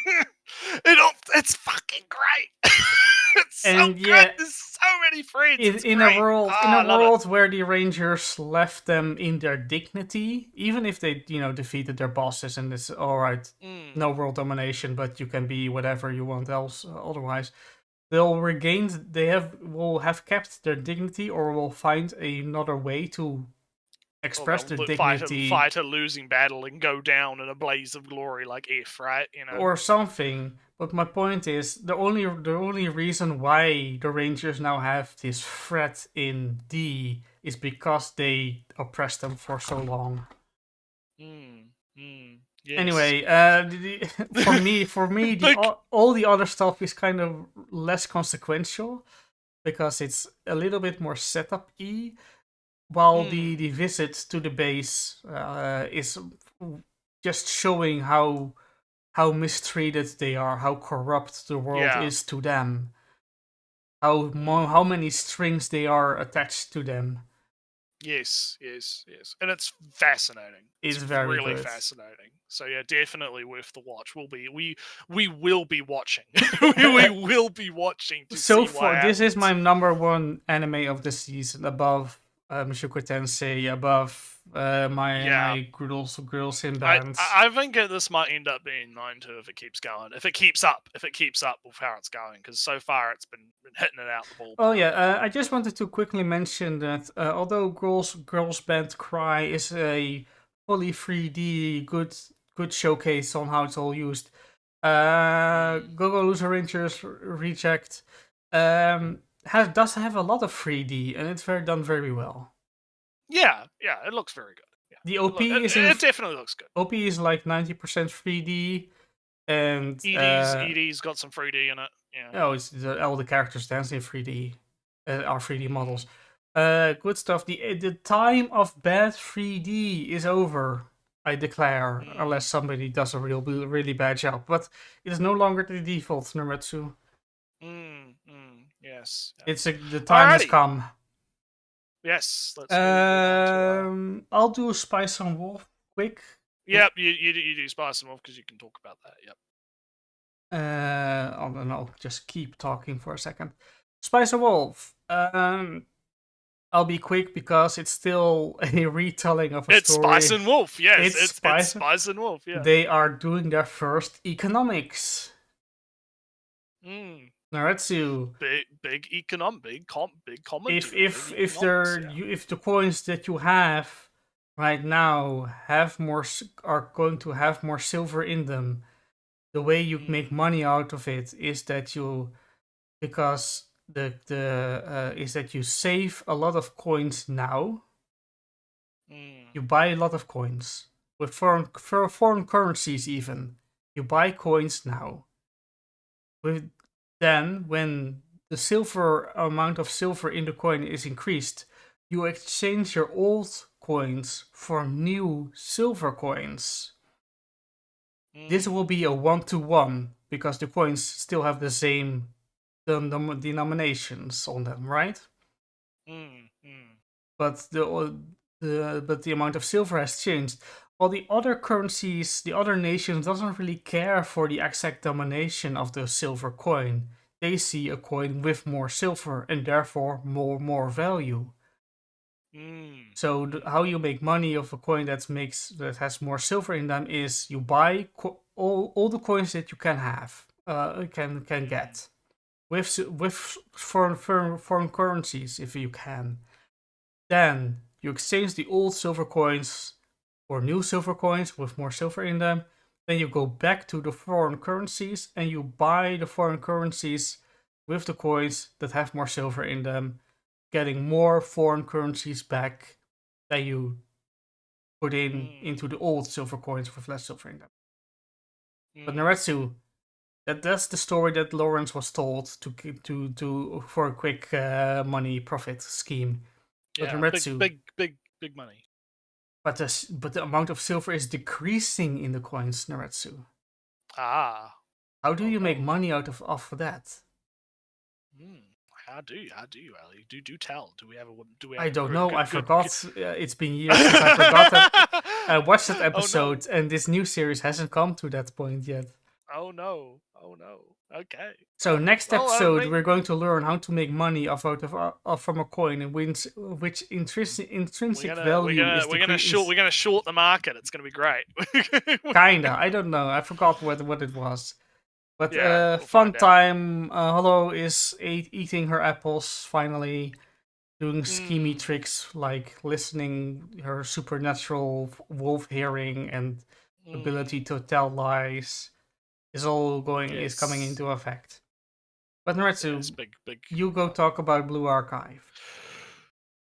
La la la la la la la la la la la. It's good. It's good. So, this episode we're continuing with Abydos. I did like how at the beginning of the episode we got to see a little bit of I don't know her name and I didn't screen cap her, but there's this kind of fox girl, yokai looking girl who's like a big menace to society. She goes around big fights, Ellie. Big fights. She big destroy everything. Big anarchy thing. And then we only get like a glimpse of her, and she's like a raid boss that gets defeated right in the game, I guess. And she kind of like ends up falling in love with the sensei and wants to be with the sensei. Only my sensei, right? So that was it's kind of cool that we're getting like hints of other events that happen, right? Because that was kind of like before the sensei goes to Abydos, right? Oh, so the sensei was stolen away from her. Yeah, in a sense, and maybe she'll come back. Maybe, I don't know. We'll find out. But this episode was mostly focused around our cat-eared girl, right? Our little twin tail cat-eared girl in the background, right? Because she is very tsundere, very sun, very big sun, because she looks at Sensei coming in because she is like, oh, well, we've been doing just fine on our own. We don't need an outsider coming in and messing everything up and doing all these things. And Sensei is trying to be nice, and she's like, he shows up, he follows her around and is like, hey, can we please, let's get some coffee or something, And she snaps at him and it is like, get away from me, you creepy stalker. And Sensei then becomes big depressed because he's just trying to be nice, Ellie. He's just trying to be nice to the girl, right? He just wants to get to know her and help. And then so the other girls come up with this little strategy where they're like, okay, we have to follow her around and figure out what she's doing. And it turns out she's been working at the ramen shop to try and make more money because the Abydos school is in big debt.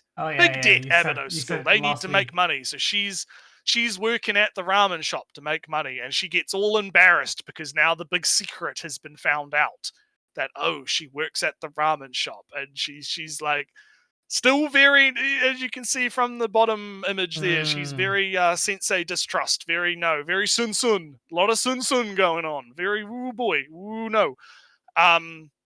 But then, and I didn't get screenshots of this, she gets kidnapped, Ellie. The biker gang is back. The biker gang has kidnapped her. Yes, from the first episode. Yes, the biker gang has kidnapped her in retaliation, and now Sensei uses the Châtain chest, I believe it's called, the tablet that has the Aurora girl in it, right? And is like, Aurora, we need to use the mobile network to find her. Where is she? And they're like, I've locked onto her signal. Let's go. And they take a car and they go out into the desert, and we have a big fun fight. Big fun fight to rescue the Sun Sun, and they free the Sun Sun girl, and then the Sun Sun girl, goes up into a building and manages to use a very smart plan to defeat the tanks from that the biker girls have. And the episode kind of ends with, Sensei, maybe you're not so bad after all, but I'm still gonna be a Sun Sun, right? Why did they kidnap her anyway? I believe it's because, so you don't find this out until later. It's kind of spoilers, but they're being hired by a PMC company because they want to destabilize the school so that the school ends up, because the school is a big problem for a certain company that may or may not also be the ones that they're taking loans from, right? So they want big destabilization of the school, right? So kidnap member of school to destabilize school, right? Stuff like that, right? And at the very end of the episode, we get introduced to Problem Solver Task Force, which is gonna be, I can't wait. Aru is coming. Aru is coming. Funny horned girl is coming. I hope they have Unwelcome School as the OST for the next the next episode. It's gonna be good.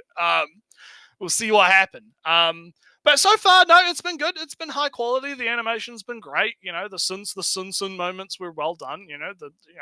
We get Sensei's being good, fun protagonist. He's got his own little character going on. It's good. It's good. It's been a fun time. Bio Gundam showed up in the chat. Message retracted. Oh no. I believe they've already released the anime arrangement of. Oh, have they? Oh, good. It's gonna be good. It's gonna be good. Can't wait. I'm gonna not spoil myself. In very unrelated news, I tried the Nikkei, or I downloaded the Nikkei mobile game. Oh, did you? How'd you find that? It asked for an account, and then I didn't bother. And that's too much work right now, and then I closed it. Oh well. I got filtered by asking to make an account. You got filtered, yeah. By the account registration. But yes, no. So yeah, the Blue Archive anime is good. I'm very keen to keep seeing how it goes. I actually watched a recent I think it was like a 6-hour or something lore thing about the SRT and Valkyrie and all this other stuff, like stuff that happens like way later in the story. So I am caught up on that one VTuber that does all the lore videos. I am now caught up on the lore. Up until about the start of chapter F, which is like the end of the first arc of the story. So I'm up to date. I am now the big lore archive knowledge, Ellie. I can drop the big deep lore on you when it's relevant. So yes, Blue Archive anime is good quality. Go watch it. Find a torrent somewhere. go watch it. But anyway, what else we got? Nothing. Nothing. We're done. 1, we're 2, done. 3, 4. We did Remaster, Mushoku Tensei, Konosuba, Spice and Wolf, Jellyfish in the Night, Seven Prince, Girls Brand Cry, Loser Ranger, or the Go Loser Ranger Rejects, Blue Archive, and Kaiju 8. Unless you had another show you've been watching. I'm just gonna check. Nope. I think that's about it, really. Lots of anime this season for us to talk about. I don't think Remaster will survive. Yeah, we're gonna probably drop a few things as we go. We'll just kind of see what happens as the series goes on, or as the season goes on, I should say. We'll probably because we might not have to talk about something every single week, right? Yeah, maybe even something like Spice and Wolf will get dropped because it's the same story, and maybe one of the girls in a band shows on my end will get dropped for one reason or another. Because sometimes you just stop watching for no fault of the show itself at all. No, yeah. You put it on hold and then you don't get back to it. I have that happen sometimes. Yeah. So anyhow, I don't think there's any gaming related news either because we're playing Helldivers. We killed 2 million bugs in like under a day. Although now we have to defend like a bunch of planets, like Apparently, yeah. I think we're losing the automaton front right now. oh, and Apparently, also some stuff on the bug front. So yeah. um, There's been some developments. it's not more going well, developments. and if It's anything not is going well. No. the Illuminates, the third fraction, I kind of expect them to show up What- when it's going to What bad. what what, It's what do you going mean? bad already. What is this? What do you mean What's an illuminate, Ellie? What do you mean? Oh yeah, you're right. Squids. What's this heresy? Have you been listening to those illegal broadcasts, Ellie? Have you been listening to those illegal broadcasts about Funny the enough, Illuminates? apparently, if you wait on your ship long enough, you hear a radio transmission that says we are coming. Oh well, I guess we're fucked then. I guess we're gonna be. So I've been having a bit of fun. I've been doing. I think I do agree that the automatons are a bit more fun, but I think the bugs. It's like a different play style. It is. Like you have to change the way that you play because the bugs are a lot more. You have to run and gun. Like you have to really make sure you're taking out the hunters really quickly, otherwise they overwhelm you. You have to prioritize targets. You have to move and shoot a lot more. With the robots, it's a lot more strategic. Like you can kind of set up, a bit. You can play a bit more strategically. Yeah, Zerg rushing. Yeah, as you would expect from bugs. Yeah. So yeah. Other than that, I don't think there's really been any other gaming news going on so far. Yeah, and I think we're pretty much at the end of the show. I don't think there's much else for us to really You say that. talk about. I thought we could there talk was about how something. we've got one video lined up for next week. I think. Oh yeah, we have a there's more of an larger announcement. Next episode will be one day early because of scheduling. Yes, we're gonna be the day before this day, basically. We'll put up a waiting room so people can know when it's gonna happen. But it's basically just gonna happen the day before. Because scheduling and whatnot. And we've got one video which is a really, really long one that I want to cover, but that's probably going to take a bit more planning. So we'll probably just be doing a chill video next time. So we'll see how it goes. But anyhow, it was a fun time.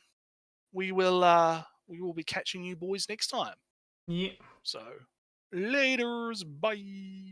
I wasn't ready. Oh no, Ellie wasn't ready, so we're gonna have to. This is awkward.